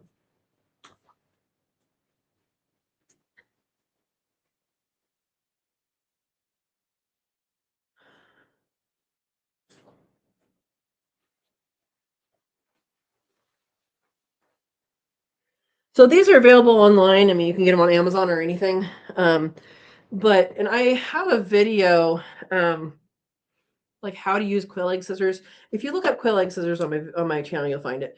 But this is what they look like. So this end is beveled. So it's beveled this way. and you put the egg right here, and then you chop off the end and just dump it out. They're like, I don't know, depending on how many you get, it could be like $3 or like $1. Get extra to share with your friends. Yeah, definitely need that. I recently, this summer, I gave some to someone who raises quail and didn't have any of those, had never heard of them. And he's like, oh my gosh, I've been missing these. Yeah. All right.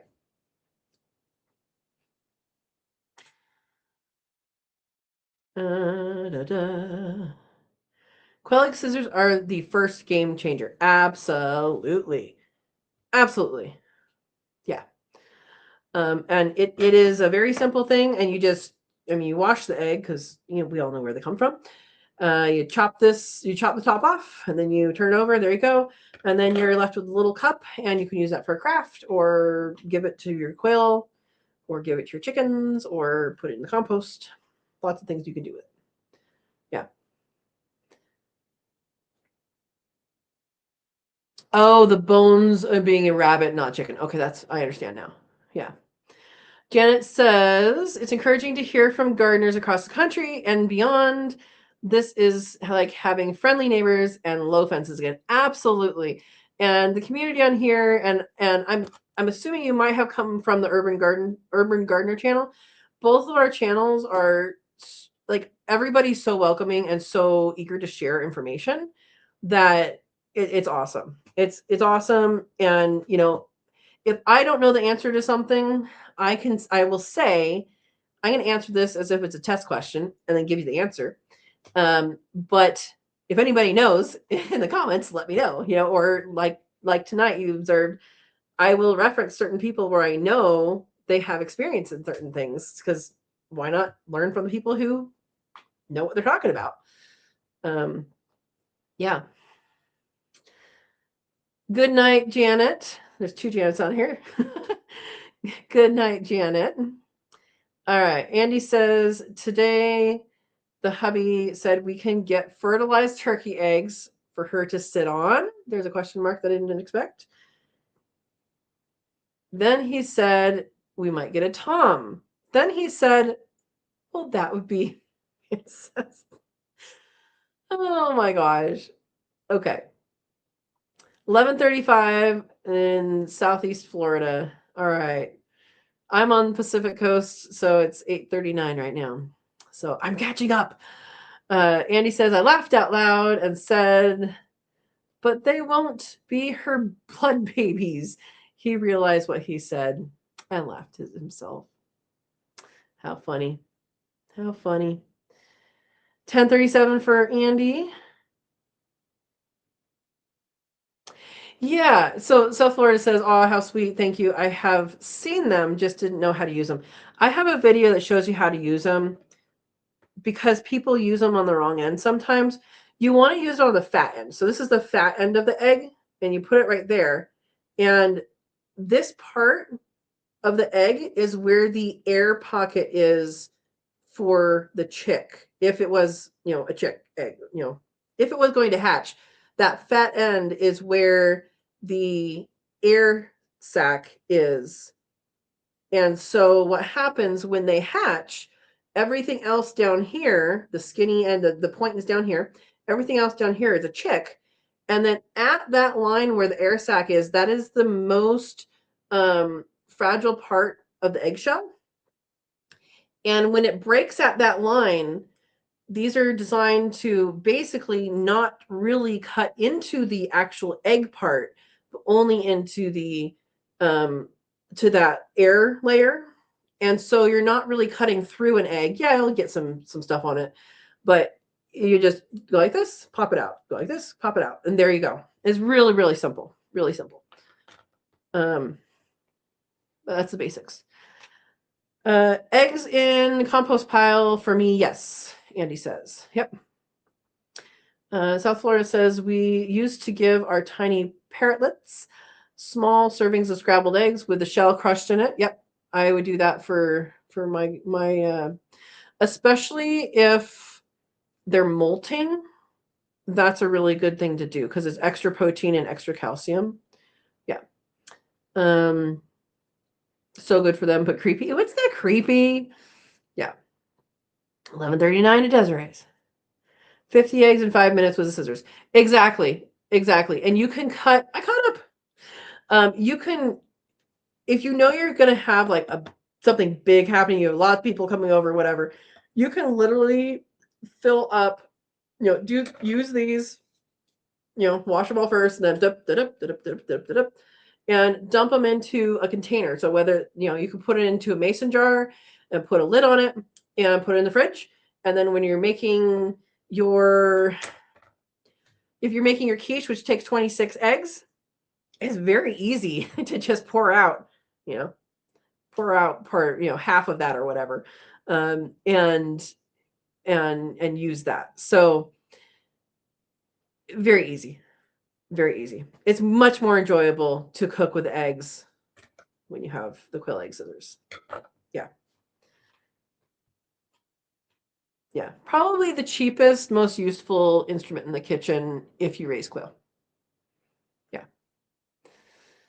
You're saying, oh wow, to 50 eggs in 5 minutes. Yeah. I mean, you can do more than that, I did a video. I don't remember how many it was. I want to say it was 77, but it might be 7 because 77 is the number of teeth a possum has.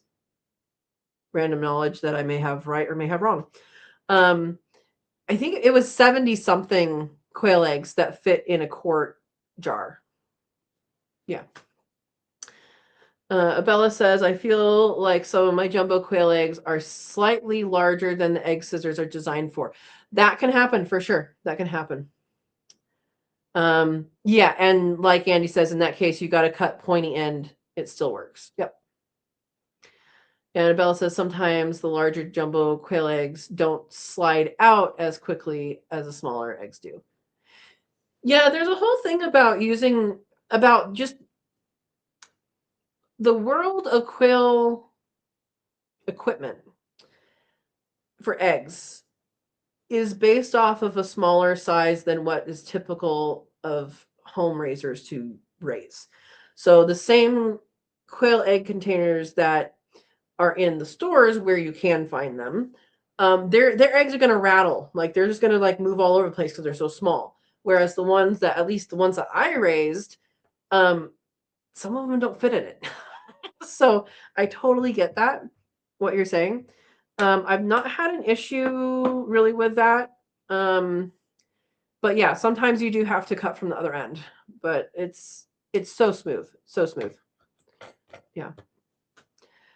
All right, guys. Any last questions?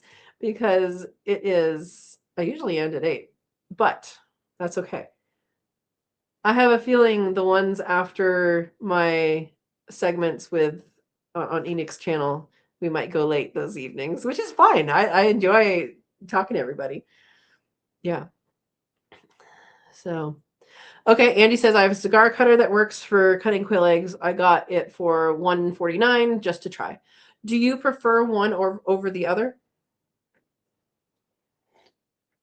Absolutely, Abella. I wish your doe a very successful kindling. This is her first kindling. Kindling is giving birth, first time giving birth. So good luck. And I hope everything goes smoothly. I hope she has them all in the nest box. I hope all of them are alive. Do prepare yourself. 1, there may be miscarried ones. And 2, she may have started to recycle the nutrients. And I hope you know what I mean by that. Just prepare yourself that these are things you might see. Another thing, they do eat their placentas. So if it looks like they're eating something and it's flopping all around, assume it's a placenta. And there's a placenta per bunny. So she's going to be eating a lot. So make sure she has lots of water and lots of food. Even though she eats that, she's going to be so hungry and so thirsty. So yeah.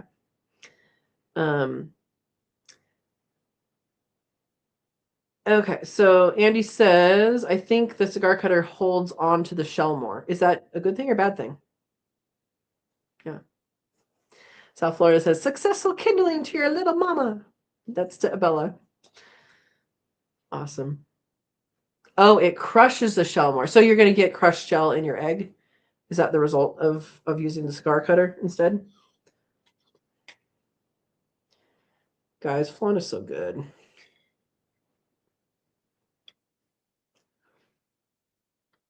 I haven't used it in a while, which probably means it's not the right tool. We can assume that the scissors are better, is what we're saying. Yeah. Yeah, the scissors work really, really well. And I totally recommend that. And if you're going to hard boil a lot of them, get the electric peeler. That one does cost a lot, but if you're going to do that a lot, it's worth it. Yeah. Enemy says, I wonder if molasses water is good for rabbits like goats. I don't know the answer to that. Andy, do you know the answer to that? I know molasses is used for goats. It's early on, right? I don't remember what it has in it. I don't remember what it has in it. I don't know the answer to that, Desiree. I don't think it's necessary unless there's an issue, but I don't remember what issue it solves. And I know that people use molasses, but I'm wondering if it's kind of like how you use apple cider vinegar, just a splash in the water for I think it's used as like an electrolyte thing, isn't it? No, too sweet. No, so I know it's too sweet for like, yeah, don't give your rabbits sweets. But I don't think it was straight molasses, was it? It's not necessary. I know that for rabbits, probably for goats too. But I think what they use it for is an electrolyte thing. I may be completely wrong, but that's my guess. Um, there's no need to give them anything extra. Some people give them for rabbits. Is it the black? What is it, Andy? The black sunflower seed and oats. Oats is supposed to increase milk production, like oatmeal. Yeah, yeah. South Florida says iron, manganese, and potassium. Yeah, I think it is for electrolytes, but I don't think you need that for that. Boss, are you using slang? Yeah. Anyway, I wouldn't use it. I don't think there's any. Oh, black sunflower seeds is boss. Where does the O come from? Wait, explain this. What's the O? Black sunflower seeds. I did not know that was abbreviation. But yeah, black sunflower seeds and oats is something that people do give new mama rabbits. There we go. That makes more sense. BSS. I'm like, boss. I was like, Andy was like, boss, man, that was right. Black oil sunflower seeds, a Bella for the win. A Bella for the win. You have teacher right in your name. You came up to it. Exactly, South Florida. That's what I was thinking. It's like word. Nobody ever said that. Okay, that makes sense. Black oil sunflower seeds. There we go. So yeah, but I've not heard of molasses for rabbits. I have heard of it for goats, and I think it's electrolytes. And they don't just like, here, drink some molasses. I think it is like a very small amount. But I don't know because I haven't raised goats. So if PJ or Erica were here, we would ask them. So ask them next time if they're on. So, all right, guys. I am. No, you're just missing some oil. That's all. That's all. Abella came to your rescue. All right. I am going to go up and feed the other bunnies. I already moved the bunnies in the pasture before this, but the breeders need their food. And I'm going to check on the two ladies that are going to Kindle. I don't think they're going to have them tonight. I think it's more likely tomorrow night or the next night. And Yeah, there you go. So thank you guys for coming, having all these wonderful conversations and questions and comments and discussion topics. Thanks for everybody that came over from the Urban Gardener channel, and let people know how much fun you had. All right. We will see you guys next Monday and for live chat. Tomorrow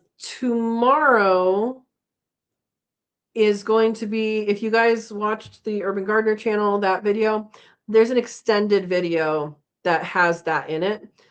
Well, I cut out a lot to make the time, but there's an extended video of that for tomorrow, and then I haven't decided what I'm doing for the next one, if it's going to be a rabbit tractor video because we're not through that series yet, or if it's going to be something else. It might be something else. People might be getting tired of the rabbit tractor, but I might continue with rabbit tractor, so it'll probably be a build something.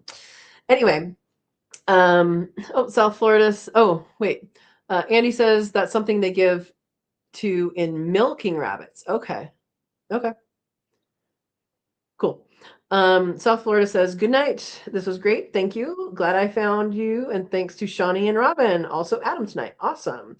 Well, thank you guys. And Andy says, I'm glad you found us too. Hope you come back. Yep. Saturday morning is Vase Place has a live, and she also does Wednesday afternoon. So we all support each other here, and yeah, have a wonderful, wonderful night. It's almost morning in South Florida. And have a wonderful, wonderful night. And we will see you guys next Monday. And I hope everybody has a wonderful, wonderful week, and wish us luck to get through this winter storm advisory that we have this week. And hopefully everybody does well. All right. Good night, guys. Thank you for watching.